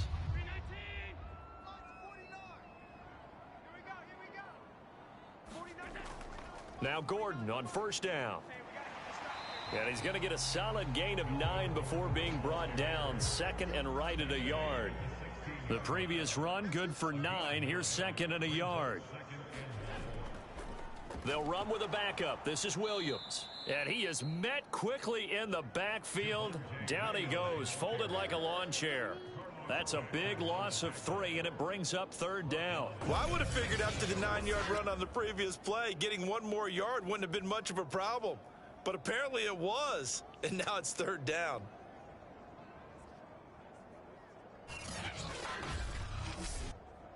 This offense has converted 2 third downs on this drive already. This is 3rd and 4. Here's Allen. He finds his man, complete. It's Richards. Touchdown, Broncos. From 19 yards away. And the Broncos are an extra point away from tying the football game. On that 3rd down call, the goal was to get the ball to their tight end and pick up a 1st down, but he wasn't satisfied with just that. They got the 1st down. That was the gravy. He decided to take in the whole meal and rumbled in for a touchdown. On here, Brandon McManus for the point after. It's up and good, and we're tied at 7 here in quarter number 2. So that one a pretty time-consuming 10-play drive, and it ends with a Denver touchdown.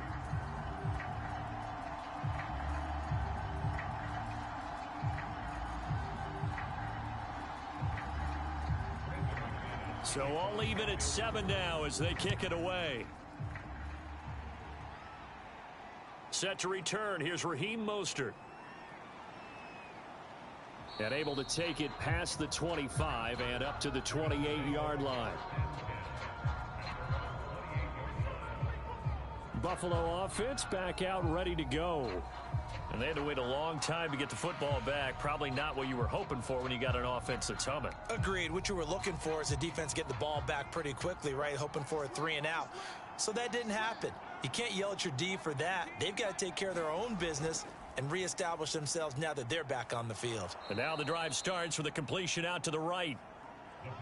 And he gets this one just shy of the 40, down at the 39. They really love to get him into one-on-one opportunities, and this is one way. Work him out of the slot and create a mismatch. Who's going to cover him? Corner, safety, linebacker? He's got a way to beat all of those positions. Now a nice throw here right side. He hauls it in.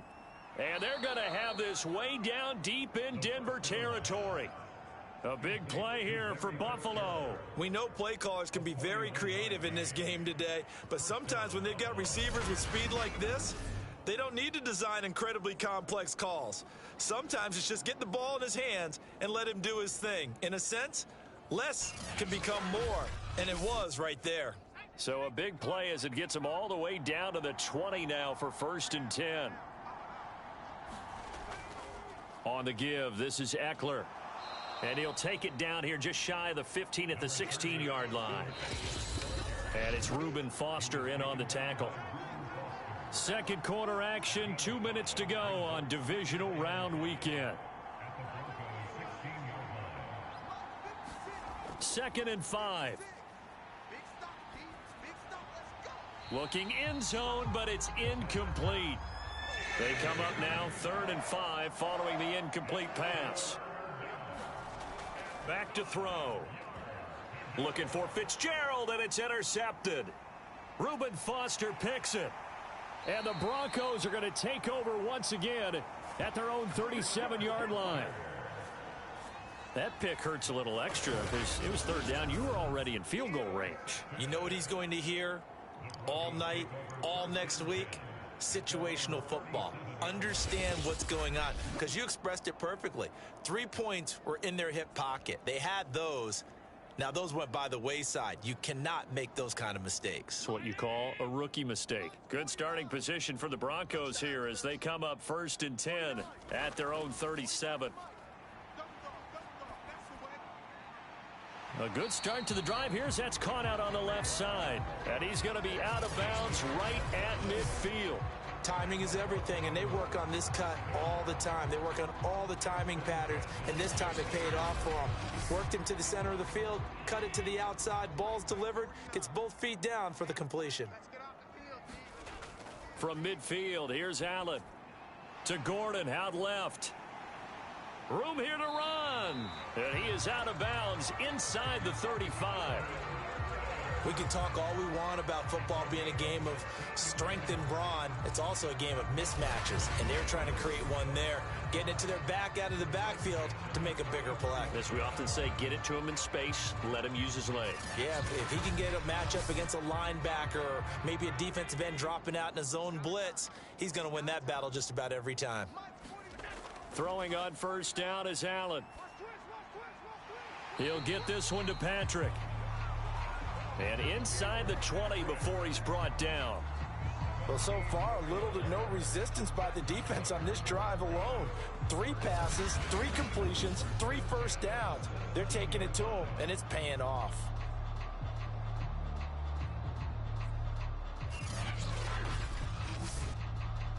So from the 17 now, here's a 1st and 10. Inside the red zone here, they'll look to throw. Firing quickly here, and that's complete.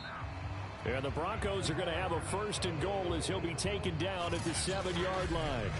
He's certainly done a nice job spreading the field on this drive, and here he finds his big tight end for good yardage. And that's what you have to do. Keep defenses guessing about where you're going to go with the football. Now the Broncos are going to call the first of their timeouts, as the stoppage will come with a little under a minute to go in this first half. Again, they'll throw with Allen. And that is caught. Touchdown, Denver. A great effort there. There to make the grab. And the Broncos have taken the lead. CD for them. This has just been an offensive explosion here in the second quarter. Yeah, held scoreless in the first quarter. Now they find the end zone again here in the second. Sometimes you just have to have some patience. A lot of people think it's always an adjustment. You have to change what you're doing. Sometimes you just have to do your game plan just a little bit better. And I think that's part of what we're seeing here. Extra point from McManus is good. And that makes the score 14-7.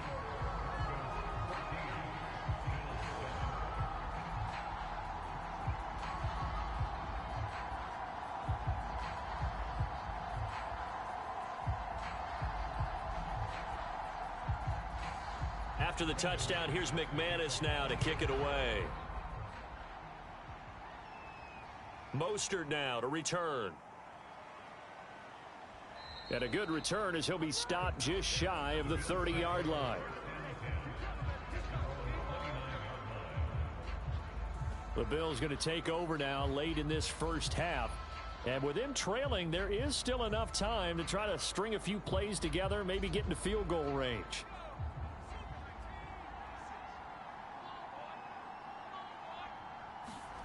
They go back to the air here after the INT on the last drive. And he finds Gronk. And he goes out right around the 39.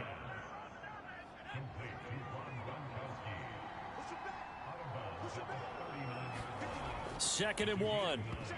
And that falls to the ground, incomplete. Well, a nice job of bodying him up defensively. And now it brings up 3rd down. On 3rd and short, they'll try and pick it up through the air. He's got it complete to Stephon Diggs. Now the Bills are going to use the first of their timeouts as the clock will stop with 34 seconds to go before halftime.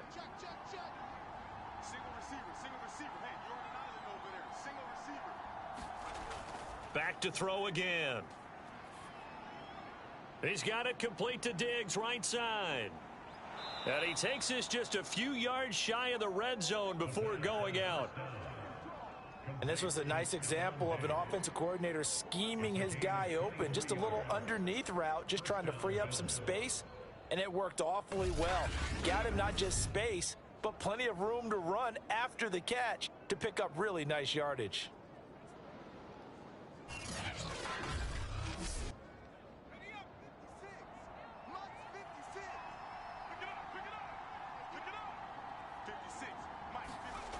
They'll look to throw again. And Gronkowski's got it, complete over the middle. And they'll work it inside the 15-yard line before it's all said and done. Now the Bills will use the second of their timeouts as the clock will stop with 21 seconds to go here in the first half. He's going to be sacked back at the 23-yard line. Jared Reed forced his way through, drops him for a loss of 10 yards. So on second down, the field goal unit is on here as they try to get 3 before half. They'll spot it at the 30, so this is a 40-yard attempt. The kick by Bass is good. And they'll cut the lead back down to 4 now at 14-10.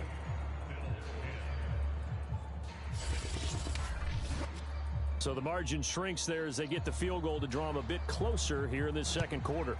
Yeah, nice snap, nice hole. They just want to keep this game close, so give them credit for finishing that one off with 3. And not wanting to risk anything here late in the half, he'll just take a knee and they'll bring the football out to the 25. The Broncos onto the field, ready to start their next drive. And you wonder if with Allen's arm, they might just take their chances by dialing up a long one. And they're just going to run it here up the middle. And defensively, they're just looking to keep him contained as they're able to get him down. So it's on to halftime in this AFC Divisional Round matchup. As we send you on out to our studios in Orlando, here's Jonathan Coachman at REA Sports Halftime Report. Okay, Brandon, thanks very much. This 4th and final matchup on this Divisional Round weekend. We'll get back to you guys in just a moment. But first, let's take a look back to Saturday's AFC Divisional Round game. And it's the Pittsburgh Steelers who are moving on as they were able to eliminate the Tennessee Titans. Meanwhile, in our game, we've got 1 half remaining to find out who goes on to the AFC title game. And to bring it all to you, let's send it back out to Brandon Godden. Okay, Coach, thanks as always. This one's still anyone's game as we welcome you back for quarter number 3. Ballantyne now from the end zone. And this return will net positive as he gets past the 25 and up to the 27-yard line. The Bronco offense ready to begin this third quarter of play.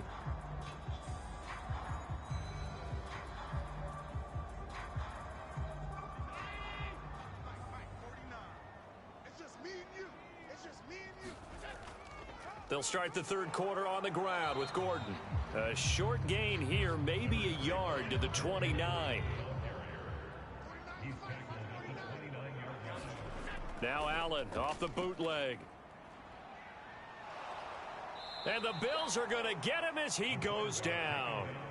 A.J. Epinesa. Credit him with a sack as he buries him for a loss of 10. This defense coming out after the half, and if that plays any indicator, Charles, maybe a little refreshed and refocused here for quarters 3 and 4. Yeah, they did really well on that one. That's exactly what they need to keep doing if they want to change their fortunes in this game. And some secondary help here for the defense in the nickel on 3rd and long. Allen. Finding his big receiver, Patrick, over the middle. Touchdown! Tim Patrick, 82 yards. And the Broncos will extend their lead. Partner, you know what the real key is to stopping a good passing attack? You tell me. Being able to tackle as soon as a guy catches the football. Didn't work out there. No, because when you give up the big run after catch, the rack yardage, that puts your defense in a big-time stressful position. A lot of rack yardage and a touchdown there on the big play. McManus now for the extra point.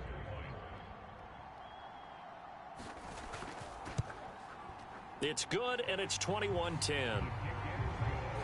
The drive there only spanning 3 plays, and it culminates in a touchdown by the Broncos.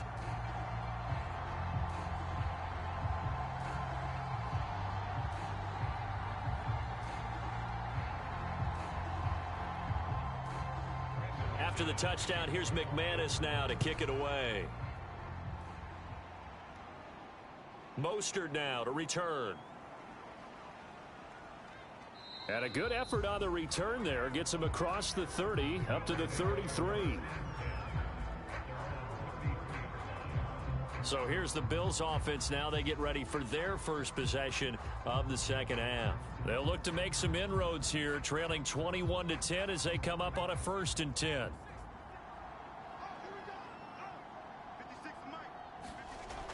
They'll try and start this drive in the air. Open man, Gronkowski complete. And he gets this up across the 35 before he's out of bounds. They'll contain him to just 4. Second down. I'm wondering if the same thing went through your mind as mine. When I see a big man like that make a catch, all I keep thinking to myself is, big man with football. Look out, everyone. He may not juke you a whole lot, right? He may not run past you because of his size. You're talking about a guy weighing in the 270 range. But, boy, once he gets his mitts on the ball, he's going to be tough to bring down. And he'll be taken down, but not before he works it past the 50. Now a stoppage, and we've got Chubb shaken up on the play. We'll step aside and get a report when we come back to Denver.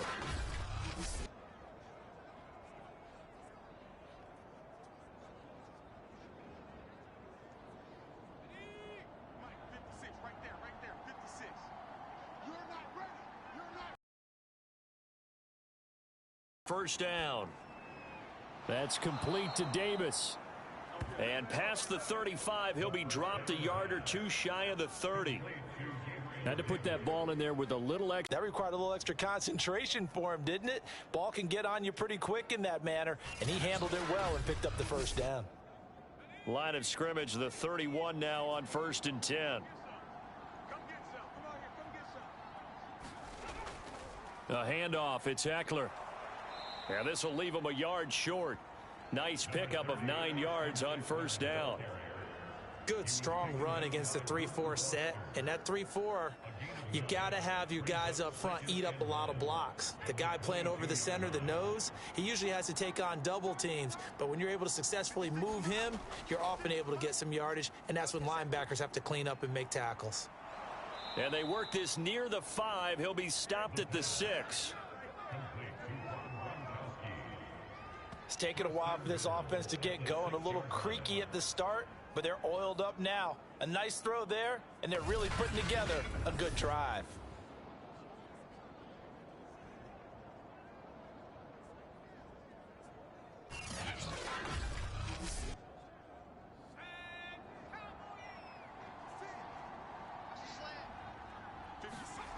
He'll look to throw.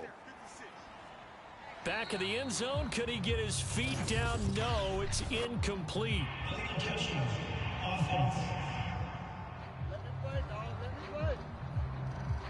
So that one will be accepted.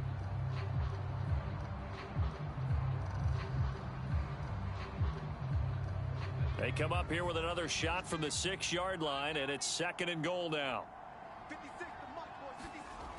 They'll look to throw here. And that is caught. Touchdown, Buffalo. Larry Fitzgerald there to make the grab. And the Bills have cut it to within a score. There was a lot of zip on that pass, and baseball might have called that a frozen rope. I like it when you bring the diamond into the game. I'm going back to the gridiron. Had some heat on that bad boy. Sometimes you throw a touchdown pass, and sometimes you throw, what, a touchdown strike? There you go. That's my man, in concert. And now Sean McDermott's made the call. They'll go for 2.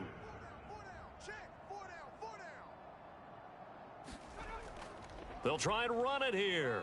And he'll get in for the 2 points. And that'll cut the deficit down to just a field goal. I guess the coach looked at the 2-point cheat sheet, said go for it, get it to a 3-point game, and they did it. Yeah, and sometimes you just throw out time of game. You don't worry about that. There's just a feel sometimes in making that call. And he felt good about what he had for a 2-point conversion. And now they're only down 3 and feeling great about themselves. Out is the kickoff unit as they run up and send this one away. And as we see so frequently here in Colorado, that one over the end line, so it'll come out to the 25. The Broncos offense now gets ready to head back onto the field. Pretty important third-quarter drive for them. Momentum has sort of shifted the other direction after that last touchdown as they nurse this small lead. They'll start the drive with a run by Gordon. And he's upended at the 33 following a good pickup of 8.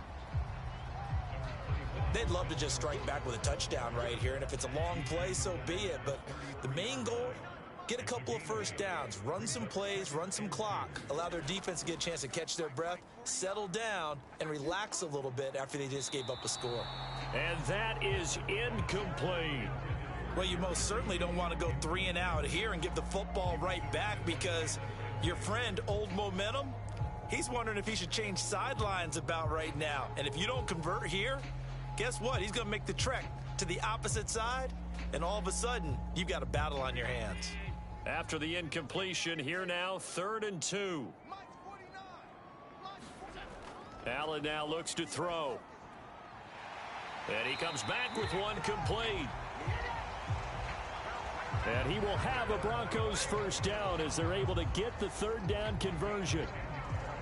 And a good quarterback facing zone coverage. If he has just a little bit of time to survey the scene, that's what's going to happen. No doubt about it. If there's no pressure, he's going to continue to pick them apart, because he'll have all that time to find someone open downfield. You can only cover for so long.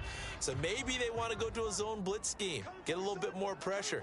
Remember when Carolina did that against Denver? They lost the game ultimately. They dropped the defensive end out, and he ended up with an interception in that game in Super Bowl 50. Maybe some sort of scheme like that to try and get more pressure at the passer.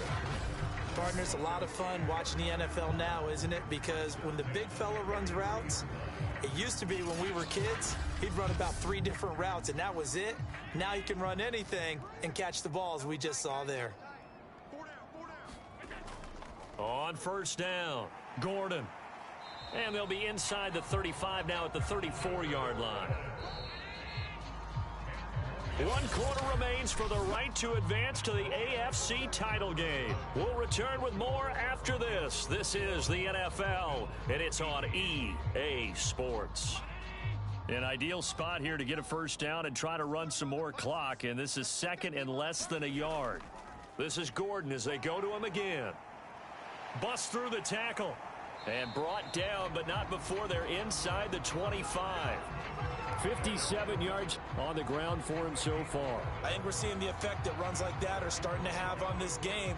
They're a little bit slower, that front 7, reacting to the football, almost like body blows in boxing, slowing them down, and they're really starting to take over in this game.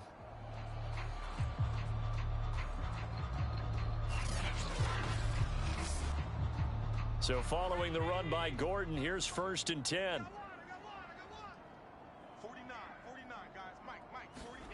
Here's Allen to throw it. This will be caught inside the 10. Touchdown, Broncos. Albert Okuebuna, 23 yards for the touchdown. And the Broncos are drawing closer to a date in the AFC title game as they extend this 4th quarter lead. Well, we know someone just added to his touchdown passing total, but all he did was get the ball out quickly to his tight end and let him take care of business the rest of the way. Now McManus to tack on the extra point. And his guys will take a 10-point lead. So that drives 7 plays in length, and it ends with a Denver touchdown. After the touchdown, here's McManus now to kick it away.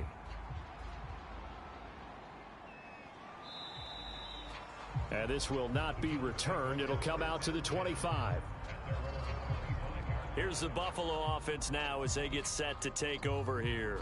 And you figure after giving up that last touchdown, they trail by 2 scores here in the 4th quarter. This drive becomes very critical.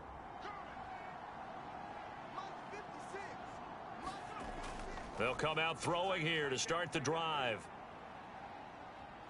Nowhere to go here. He lost the football. It's picked up by the Broncos. And this is going to be brought back for a Denver touchdown. So a great play there by the defense. If these guys are going to advance, and it looks like they will, this defense a big reason why. And they love carrying the mantle for this team, don't they? You see the way that they move around out there? They want to lead this team deeper into the playoffs and hopefully onto the Super Bowl. And that return for a touchdown certainly helps that cause.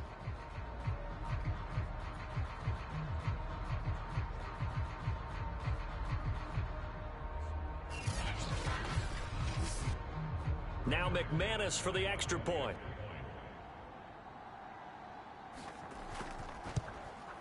And he's been a busy man, 5 for 5 now as he knocks another one through to extend the lead. The scoop and score, always an exciting play in football, and we witnessed it there, grabbing it off the ground and then rumbling it into the end zone for 6. And you can bet they're preaching 2 hands on the ball here as the kick's away following that fumble return. And this will be a touchback, so they'll bring it out to the 25. Back now on offense, the Buffalo Bills. Their hopes of advancing past this divisional round hanging by a thread, if that, as they begin here with a 1st and 10 on the wrong side of the scoreboard. They'll set up a throw. This one caught by Davis. And they get him down, but not before he takes it across the 40-yard line. Well, I can put my defensive cap on right now, and I know they're saying don't give up any big plays now. They've controlled this game throughout, and all they want to do is see it through to the end. I think they let their guard down a little bit with that last completion. Sometimes when you're trying not to give up bigger plays, you don't react as fast as you should on other throws. One play has him up past the 40 already, and another 1st and 10. Looking to throw.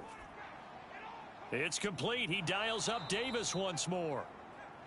And the result here, a pickup of 8. Leaves him with 2 to go on 2nd down. 2nd and 2. Over the middle, that's taken in by Gronkowski. 5th catch of the game for him there. Yeah, and the tight end position is now becoming a volume pass catcher. Used to be occasional, right? Safety valve. Throw one to him every so often, but mainly they want him out there to block. And all the way home for a Bills touchdown.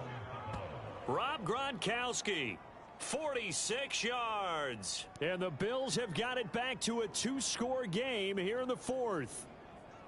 Well, they needed 3 scores to have any chance. There's the first of the 3 as they get into the end zone. Yeah, Brandon, I think that our guys at Next Gen Stats in charge of the win probability are probably saying your chances still aren't great. But now you still got more than 3 minutes to go. You got to focus on the task at hand, which is going to be getting the football back as quickly as possible. Here's Bass now for the extra point.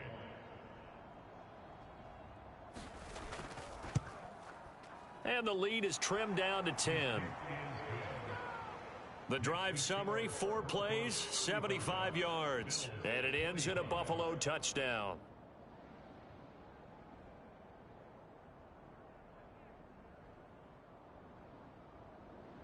Two scores down, 3 timeouts left. Still a chance if they can somehow get this one back. And the Broncos are going to get the football. The risk reward of the onside kick. When you don't get it, the risk comes out to play, and here they gave up great field position. And that's the key to everything, because you're trying your best to press advantages when you have them, and field position leads you to that type of play calling. And whether you want to blitz or whether you want to throw the ball deep, those types of things, now that they've given up that type of field position, the advantage is switched to their opponent.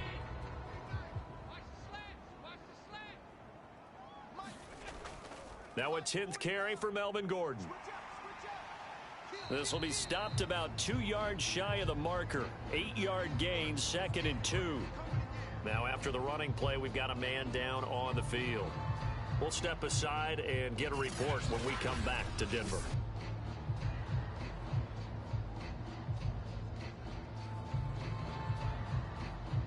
Eight yards the gain on that last run. Here's 2nd and a couple. They keep it on the ground. Again, Gordon. And he works it to the 30-yard line here, right at the... So 1st and 10 now from the 30.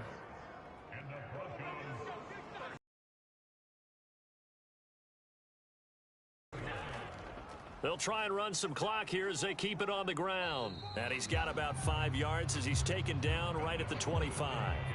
The first down run got 5. Here's 2nd and 5.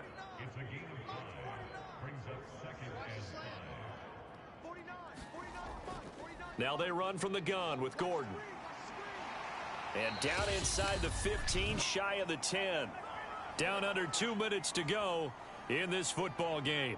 So it's Bronco football as we get you reset here.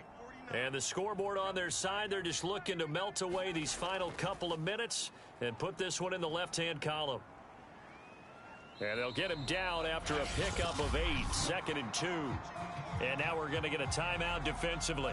So another stop, 1:50 left in the football game. So they come up on 2nd down if they can get another word down. Now the Bills will use the 2nd of their timeouts as they'll head to the sideline and talk over what to do next. They'll try to run for it. Here's Williams. And he will take it in for a Bronco touchdown. Javonte Williams taking it in from 2 yards out. And the Broncos push. Well, it'd be real easy to say that they are firmly in control right now, but I'm looking at your face and I'm thinking I've got to be careful with that. Well, it's a 2-score game. You're inside of 2 minutes. I think you can breathe relatively easily now. Yeah, you can, but still, you got to stay vigilant. Can't give up anything cheap and easy. That could put you in some jeopardy. McManus now for the extra point.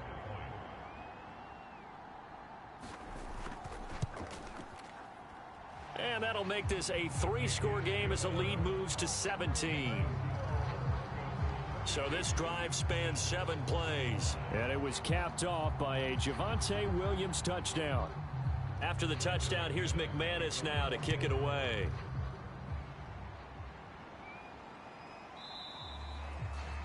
And it'll come out to the 25 as he will not attempt to return.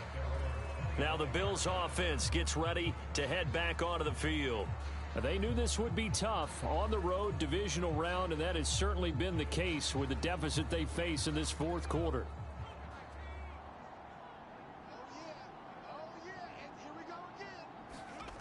They'll come out throwing here on 1st down. He'll get this out wide to Eckler. And he'll be out of bounds across the 30-yard line. They'll operate from the 32-yard line here, 2nd and 3.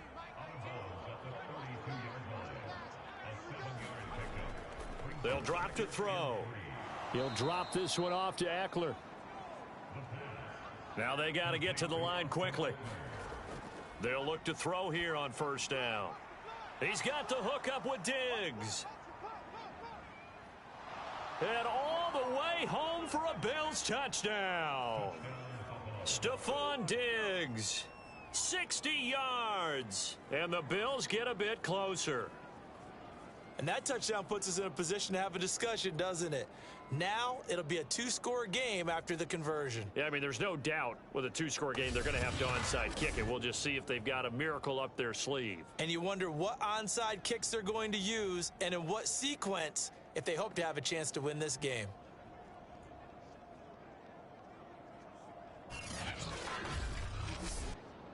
Bass on for the extra point.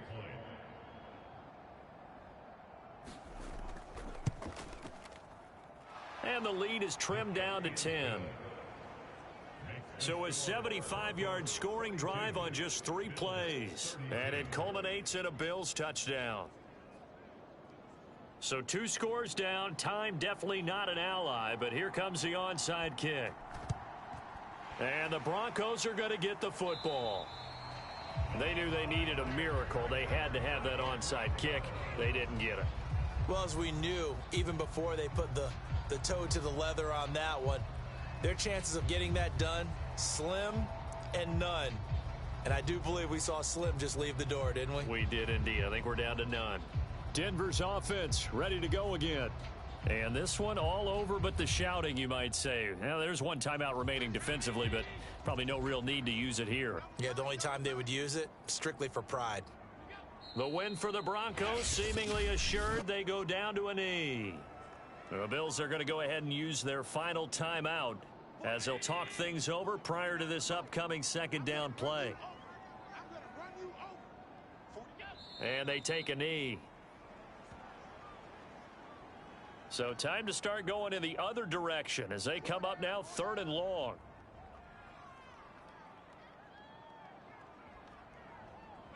They go to a knee here, and with that, it's on to the AFC title game.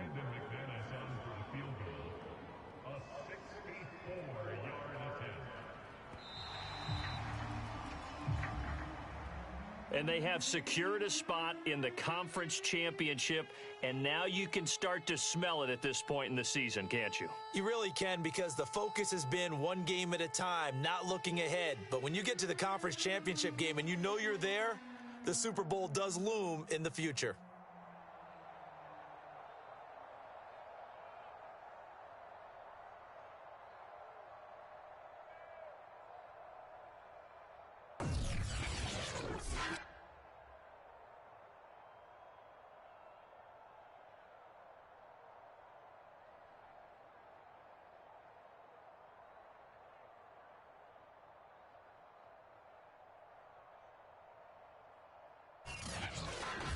So that'll do it for us. For Charles Davis and all our crew, I'm Brandon Gordon. You've been watching the NFL on EA Sports.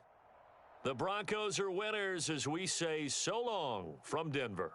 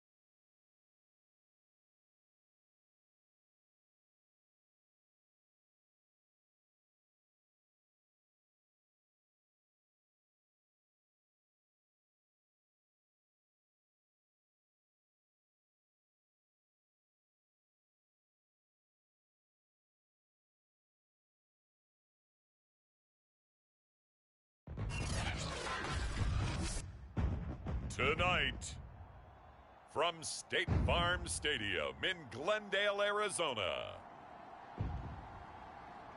it's the NFC Divisional Round Playoffs on EA Sports.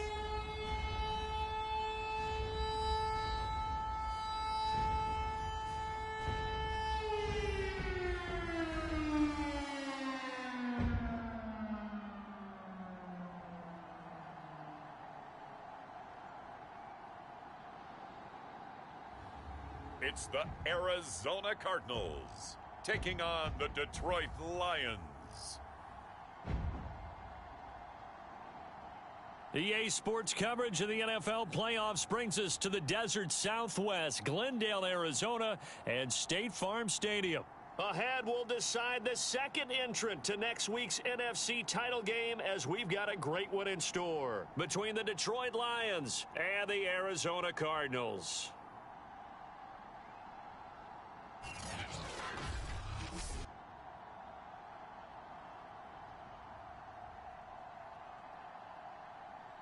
Hello, everyone. As the postseason continues here on EA Sports, we're pleased to bring it to you. Alongside Charles Davis, I'm Brandon Gordon. And who has the edge here? You got one side that had some extra rest.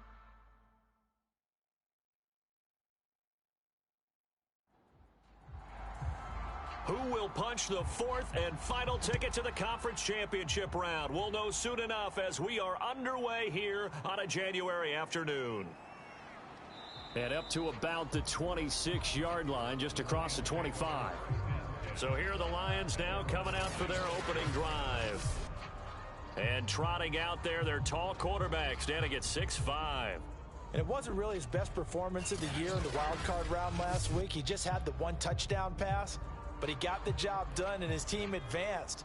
For them to continue on to the championship round, though, I think he's going to need to take a few more chances with the ball downfield, push it a little bit more, and make sure his team finds its way into the end zone a few more times. And he's out of bounds, able to take this one up to the 35. Give him 9 there on the first down completion. They'll run for the first time with DeAndre Swift. And this play a lot like the previous one, thanks to that stout Cardinal defense. Back-to-back, they've been tackled behind the line. That was well played there defensively. 2 tight ends in the formation, which essentially gave them 7 blockers up front. Hard to imagine with all that size and beef that they could let a tackler through, but that's exactly what happened. A loss resulted. An early test, 2 plays in. This is 3rd and 2. He'll drop to throw. And that is incomplete.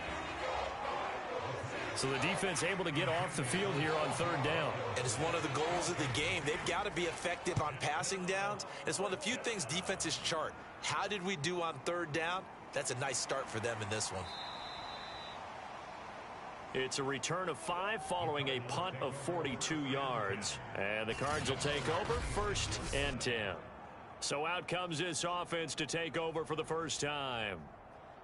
And a glance at the tall signal caller, standing 6'6". And he and his team, they were the beneficiaries of a first-round bye earned by a tremendous regular season. He'd been a little bit nicked up, so he could use the rest.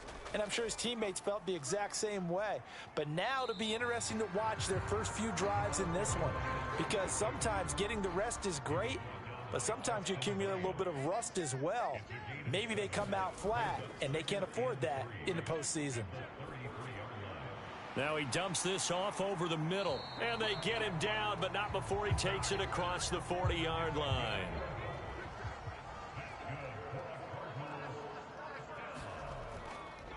And he'll give it here to his running back. 5 yards is the tally on first down. That brings up 2nd and 5.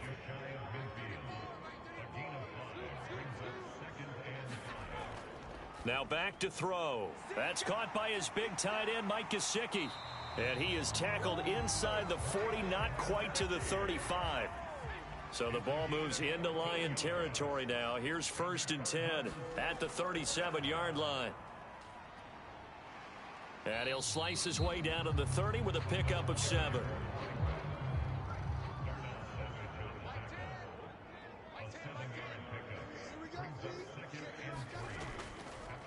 Now a handoff as they run left side. And he'll be out of bounds as he gets this down to about the 21 or 22. Couple of nice carries back-to-back here, establishing the ground game a bit. Yeah, these aren't bare-bones runs now. I mean, they're getting substantial yardage, the kind of yards you're looking for, right? Let's go ahead and use a cliche. Stay ahead of the change, right? 5 or more yards each time. That's what you're looking for in setting a tone and getting your offensive line going. Good sign on the opening drive.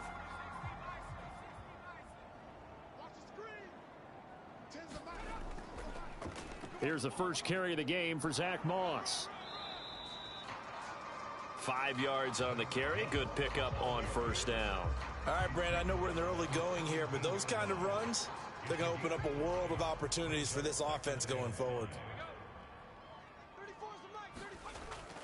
Now they'll switch it up here and look to throw. This is caught by Robinson. And the Cardinals are going to be set up with a 1st and goal here as the tackle made at the 9. His passing's been on point on this drive, hasn't it? Been very accurate, gotten the ball downfield, gained nice chunks of yardage. But now, in this situation, the field is really condensed, partner. So if he's going to throw the football, he'll have to be pinpoint here. I was going to ask you about that. Field shrinks, has to be sharper, but it's been a good opening drive so far. Now they just want to see if they can cap it off with the bell ringer and put it in the end zone. And only about a yard there as he takes it from the 9 to the 8. Now a timeout here, an injured player, and that's Jalen Waddle, who seems to be in some discomfort. While the training staff takes a peek, we'll take a break.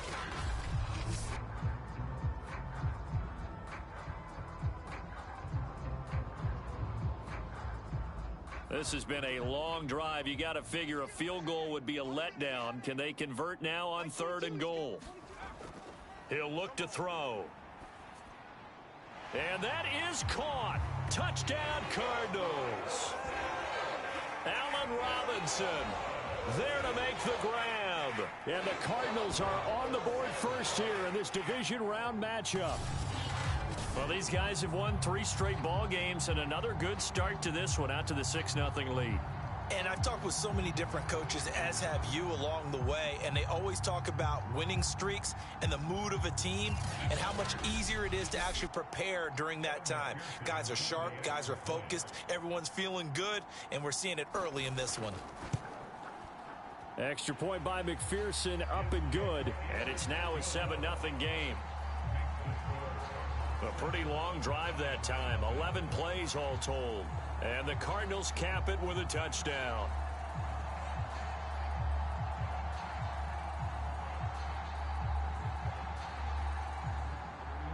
The kickoff unit is out on the field, and they will send this one away. Taken in at the 3. And they'll get him down inside the 30 at the 27.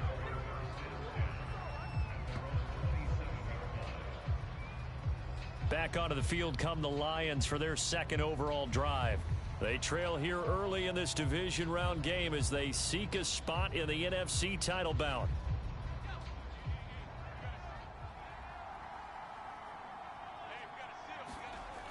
They'll look to throw now on 1st down. And he'll protect himself at the end here as he winds up getting pretty decent yardage. After one, 7-0 on EA Sports.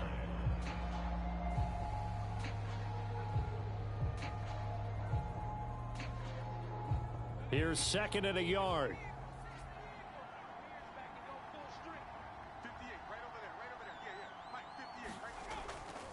Now a carry for Swift. And he'll be brought down shy of the 40 at the 38-yard line. So here's a 1st and 10 at the 38.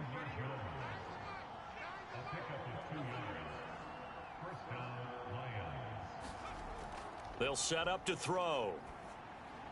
Quick hitter here. It's complete. A good pickup there. 8 yards on the 1st down completion.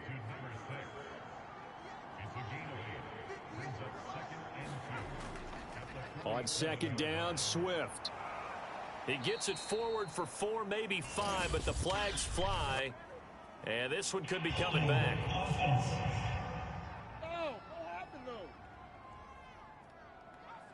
That's on the former 1st-rounder Taylor Decker.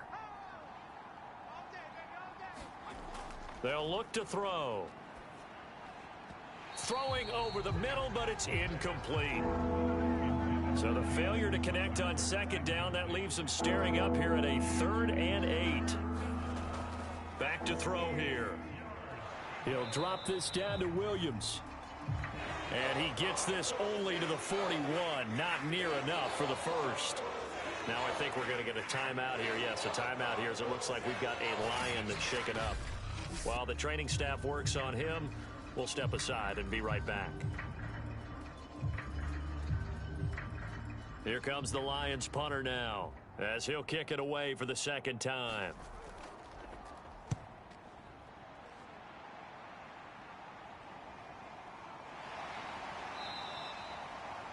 They'll score that a 36-yard punt, and the offense will take over with a new set of downs. Getting set to go again as we look at the back heading onto the field again. The passing game, they've had more success there than the running game. Maybe something they game plan for. How come they didn't tell us about it? Because they wanted to keep it a secret. We did ask, didn't we? But I think what happened in this one is they've realized that they've established the run pretty well, and teams are going to key on that. They thought they could open it up and have success through the air, and that's exactly what's going on. Yeah, they've had success at least so far here in the 2nd quarter.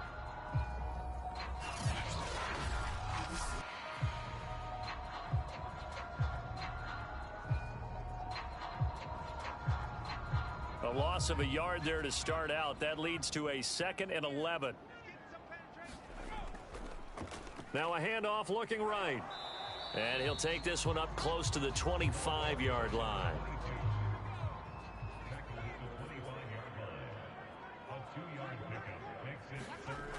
On third down, he'll drop to throw.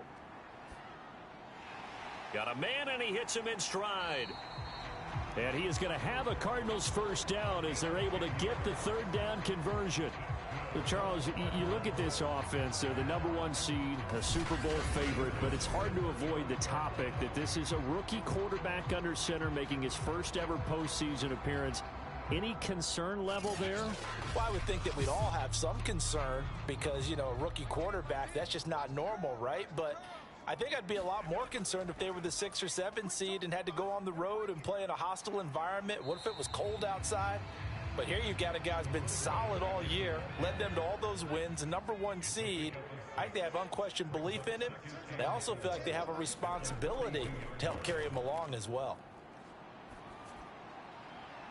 Now this one complete downfield on the left side. And he'll go down, but not before getting this inside the 30. A big connection on that one. 31 yards. We always talk about the guy who paid off the play, don't we? A guy who caught it or ran it. But how about the elements that go into making a big play? This one in particular, able to scan the field, pocket held up nicely. What a terrific job by the offensive line. The route well run, and the football right on the money. Now they try the right side here. And down inside the 15, shy of the 10.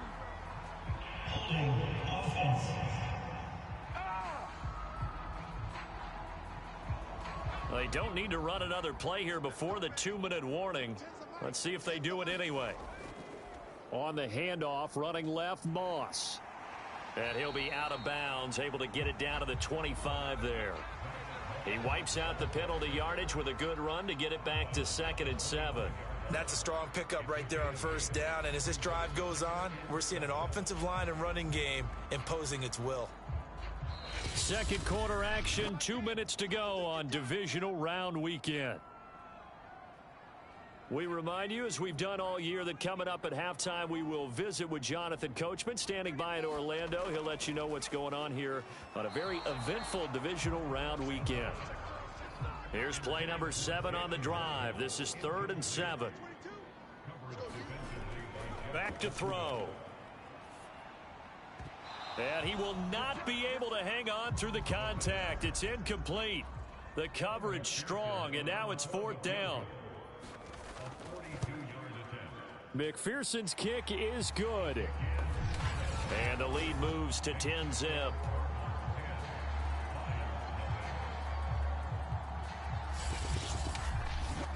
So that one on target, and it adds to this first half lead. And maybe we're too early to worry too much about 1-score lead, 2-score lead, etc. But this is where you kind of start banking those points that come in helpful later on. And out a little across the 25 to the 27.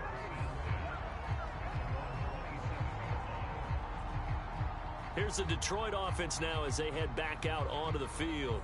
They've shown precious little here offensively thus far as they try again with a first down now.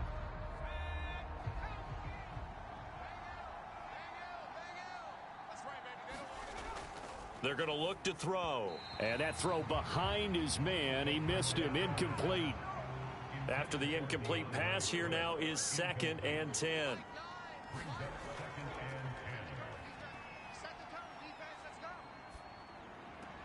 Now a throw here, hauled in. And he gets this up across the 35 before he's out of bounds. 9 yards, not quite enough, and they'll be left now with 3rd and 1. Never make the mistake that the slot receivers, especially the little guys like we're watching here. Pressure comes, and the Cardinals bring him down. The Cardinals going to use the first of their timeouts as they'll head to the sideline and talk over what to do next. Here comes the Lions punter now, as he'll come on to kick this one away. He's been a busy man here in this first half as he gets it away. It'll wind up just a 35-yard punt, no return. And possession will switch hands, 1st and 10. Here's the Arizona offense now as they get set to take over. It was still more than a minute to go in the half. Time to try to mount a drive. And I would think that they would have to. This is today's NFL. You got to push it whenever you get an opportunity. You could never have enough points with the high-powered offenses that you face.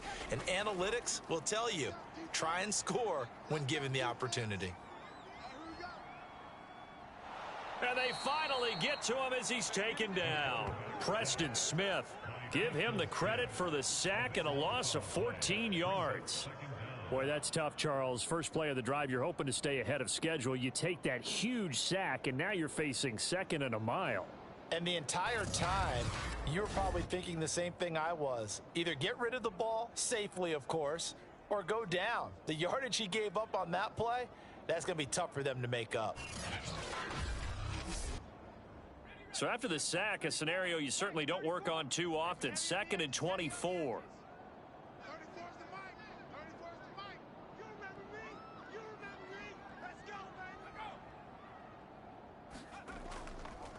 Hands it off out of the gun. And he'll push forward here for a good little run as the clock continues to run. The Lions will use the first of their timeouts as the clock will stop with 34 seconds to go before halftime. One more time, they'll keep it on the ground. And they'll indeed stop him on 3rd down. And now what do you want to do with your timeouts? The Lions now going to use the second of their timeouts as the clock will stop with just under 30 seconds to go in the first half. On is the punter Scott here as he gets this one away. It'll be a 44-yard punt, 6 on the return, and the Lions will take over. DeAndre Swift heading back out with his Detroit teammates. And for him, it's been pretty limited involvement down on the scoreboard. Maybe time to turn to this guy. And you know me well. Winning games to me means starting with the running game and continuing to press the running game. Maybe you go away from him a little bit now, but the bottom line is he hasn't touched it enough to make a difference. Well, they haven't established that running game yet. The question is, will they? And they nearly get this all the way to midfield. Mark him down at the 49. The Lions quickly now going to use the last of their timeouts as they'll stop it with 14 seconds to go in this first half. He's going to get that to Swift underneath. So we've come upon halftime here in this NFC Divisional Round matchup. As now we send you out to Orlando and hook back up with Jonathan Coachman for our EA Sports Halftime Report. All right, Brandon, thanks very much. We'll get back to you and Charles in a minute. But first, time to give the folks at home a look at what's going on around the NFL. We'll get started up at Lincoln Financial Field in Philly, where you see the final score there. The Saints needed a strong finish, and they got it, as the victory there caps off a 12-5 regular season. Meanwhile, in our game, we're set up for a terrific second half. So to find out who will advance to the NFC title game, let's send it back out to Brandon Godden.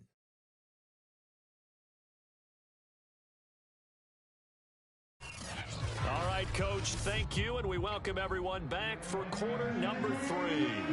A trip to the NFC title game hanging in the balance. Second half action back underway. Waddle is going to elect to not bring this out, and instead his guys will begin at the 25-yard line. So here's the Cardinals offense now as they get set to start this third quarter. And they've been the better of the two teams through 2 quarters of play, much to the chagrin of this home crowd. Yeah, this score is a surprise to a lot of folks at home, although not to my dad. He predicted the visitors would win. And maybe to the folks in the stadium, but you know who is not a surprise to, partner? This team with the football. They were very confident coming in. On the stop there defensively, Marcus May with the tackle. They know that old expression, it's not my night. It hasn't been his so far. I don't know if the legs are a little bit heavy. Sometimes having to hang out all day and play doesn't exactly play to your advantage, but it's been a tough go for him. And every time he looks up, somebody's there defensively. That was the same case on that play. Now left side, a completion to his tight end. And he's going to be out up around the 45-yard line. It certainly feels like there are more stars at the tight end position than there were even 10 years ago. And I think it's become more of a glamour position because of the ways it can hurt a defense, and guys want to be involved. They can be in line, close to the line of scrimmage. They can split out like receivers. But hands, route running, speed, and some toughness to go across the middle, you put it all together, you got a heck of a tight end candidate. Now a handoff here to his running back. And a good pickup there. He gets about 6 up to midfield. The last run got 6. Now 2nd and 4. From the midfield stripe, they'll look to throw. And the Lions pressure too strong. Down he goes. They'll wind up losing 10 on the sack, and it'll lead to a 3rd and long.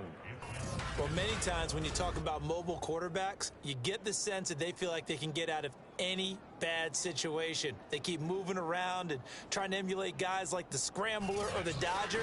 Instead, they keep losing yardage and digging themselves a hole that they can't get out of.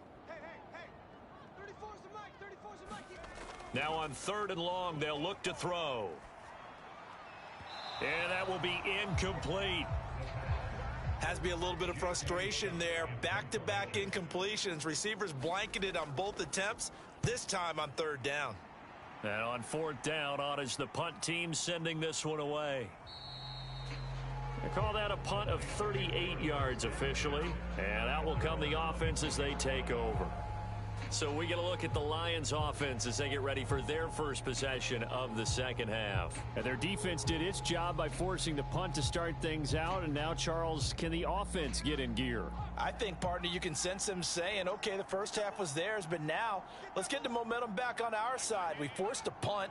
Now let's go downfield and score. If we do that, we'll be set up well for this second half. And he'll take this one up close to the 25-yard line.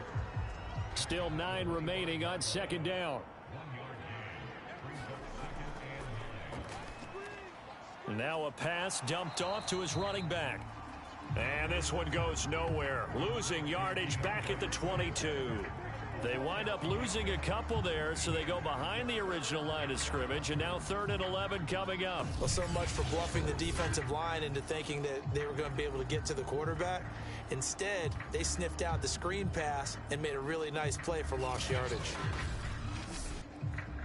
This offense in desperate need of a conversion as they come up on 3rd down.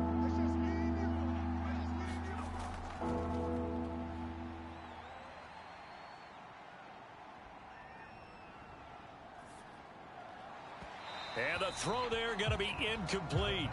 Here comes the Lions punter now as he's on to punt for the 4th time tonight.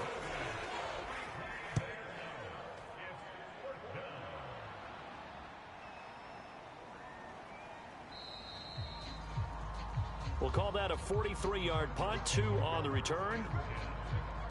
Arizona's offense back out and ready to go.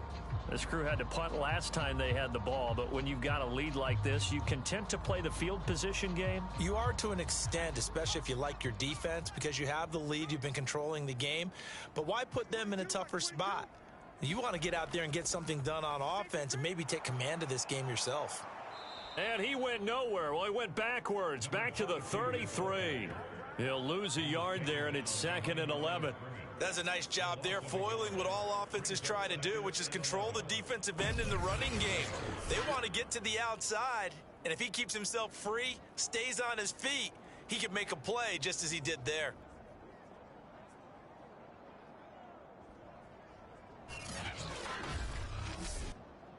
After here's 2nd and 11.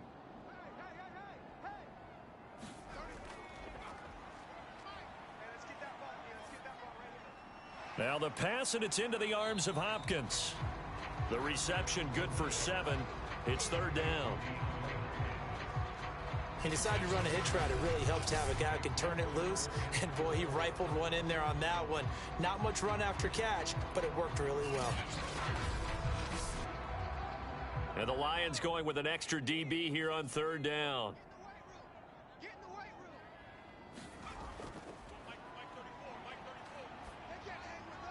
A bullet throw, but incomplete.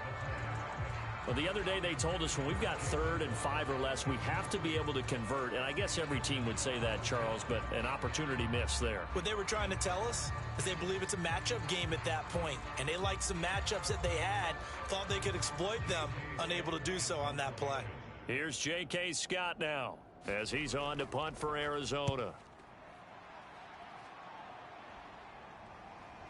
Fielded just inside the 20. Good blocking there, nearly sprung him. As it is, it'll go as a 19-yard return. And Detroit getting set to go now. And here we are almost through 3 quarters of play, and this passing game still has not really found any kind of rhythm. Put it mildly, because they're not even over 100 yards yet. And in today's NFL, where it's a pass-first league, that is quite surprising. Not many teams patient enough to stick with the run. Everybody wants to advance the ball through the air. They've got to get their timing back. And he'll maneuver his way forward for about 4. 2nd and 6. The run got 4. Now they deal with a 2nd and 6. They'll stay on the ground with Swift. Well, they still have time to get him established, but in my estimation, they've got to pick up the urgency here. They've got to get quickly in and out of the huddle and run off a bunch more plays. Got a man over the middle. It's Williams.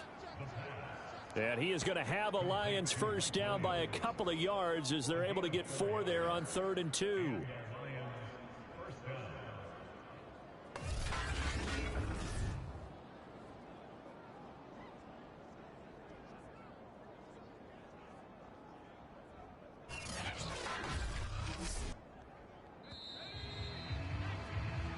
One quarter remains for a trip to the NFC title game. We'll return with more after this break.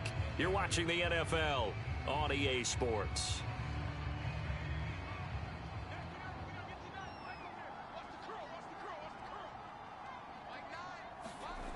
Back to throw now on 1st down. And nowhere to fit that football in. It's knocked away and incomplete. So now 2nd and 10 after the incompletion on 1st down.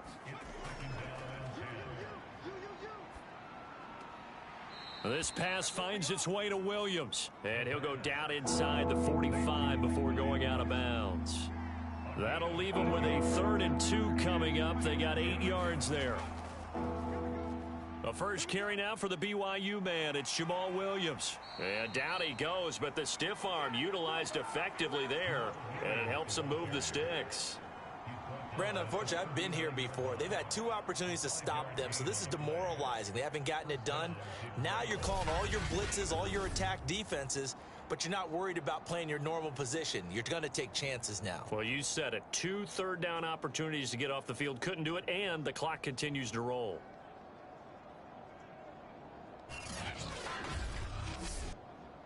So from the 39 now, they'll come up on a 1st and 10.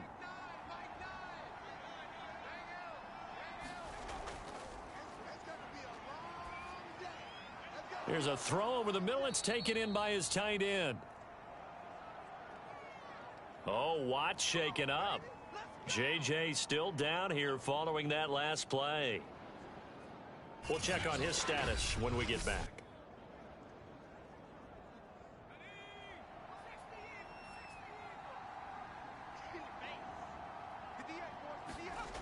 Now on 1st down, he'll drop to throw it.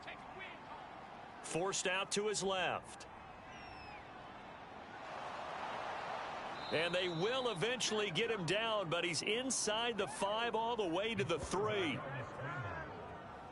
On that play, as you saw the route start to develop downfield, I got the sense that maybe the run would set up for him, and he took full advantage of it and got a big gain on a busted play.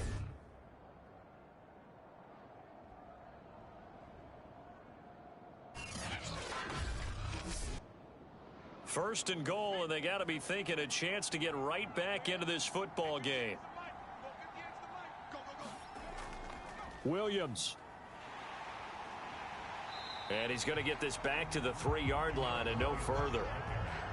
No gain on the play that time, and it sets up 2nd and goal.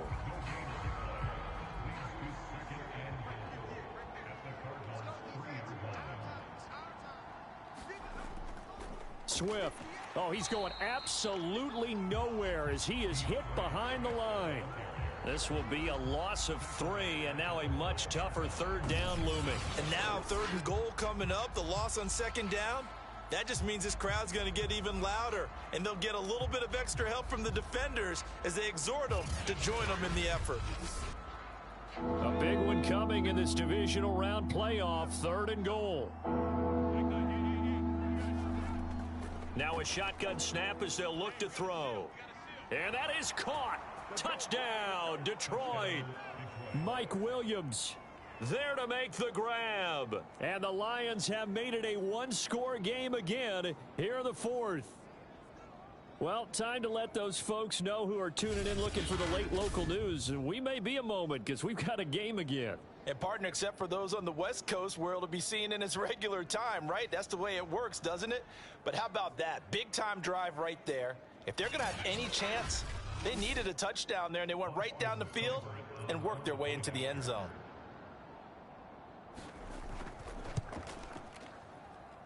Extra point by Seibert, up and good. And now things get a bit more interesting here in this 4th quarter.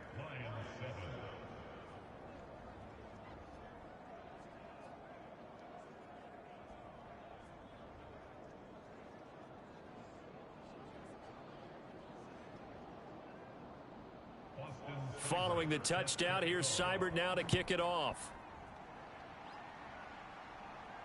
This one fielded at the 5. And it's a pretty good return here as he'll get this up to the 29.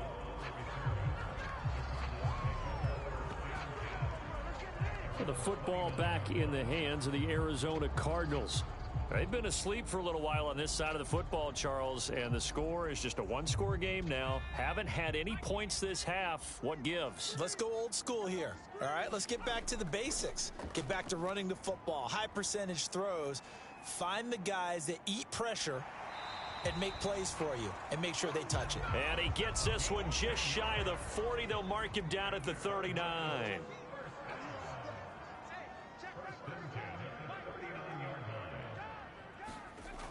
Now a play fake here on 1st down. And he's got his tight end. It's Mike Gesicki. And he'll be out just a yard or 2 shy of the 30. And these guys certainly are not hiding what their intention is. They're absolutely showing it. They're definitely not going to sit on this lead here in the 4th quarter.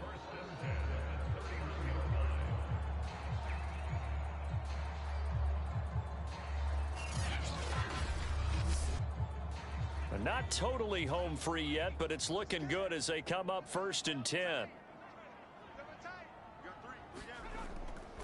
They'll try and run some clock here as they keep it on the ground. And the result here, a pickup of 8. Leaves them with 2 to go on 2nd down.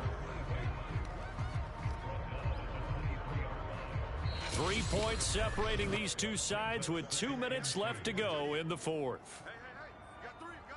So the Cardinals, they've got the football here as we get you reset. They've got a 2nd down now as they search for a way to get this one to the finish line. And to give this time to the tailback. And he's going to have to protect the football and take his lumps here at this stage of the game as they stop him behind the line. Now this is a big 3rd down, and you'd have to think we'd see a timeout right away if they can't stop him here. And he'll give it here to his running back. And he will have the 1st down across the 20 to the 19-yard line. Whistles now and a timeout. So defensively they burn it here with 1:51 left. So signs of life in what's been a dormant offense in this 2nd half. Here's 1st and 10. And he gets it down close to the 10-yard line. And the Lions quickly now going to use the last of their timeouts as they'll talk things over prior to this upcoming 2nd down play. Now a handoff here to his running back. And he'll only get a yard to bring up 3rd and 1. Trying to keep the drive going here. This is play number 7 on 3rd and 2.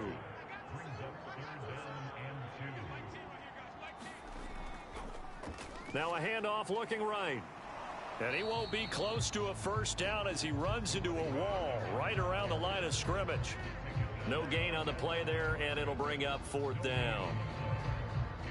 His carries tonight, they're getting up there, so maybe one of those every now and then is understandable. I would agree with that. Understandable every now and then. Sometimes you come back and you fake it to him and go play action. But other times you say, okay, they got him on that one. We'll come back to him in another carry.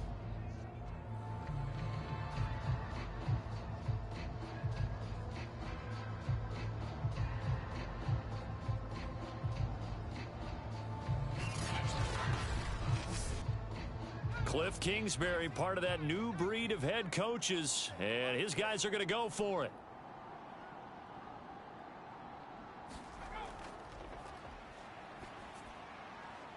And a quick throw here, that's complete. And the Cardinals are going to have first and goal as they try to finish off this drive with 6 points. And the Cardinals season will continue as we say thanks for watching and so long.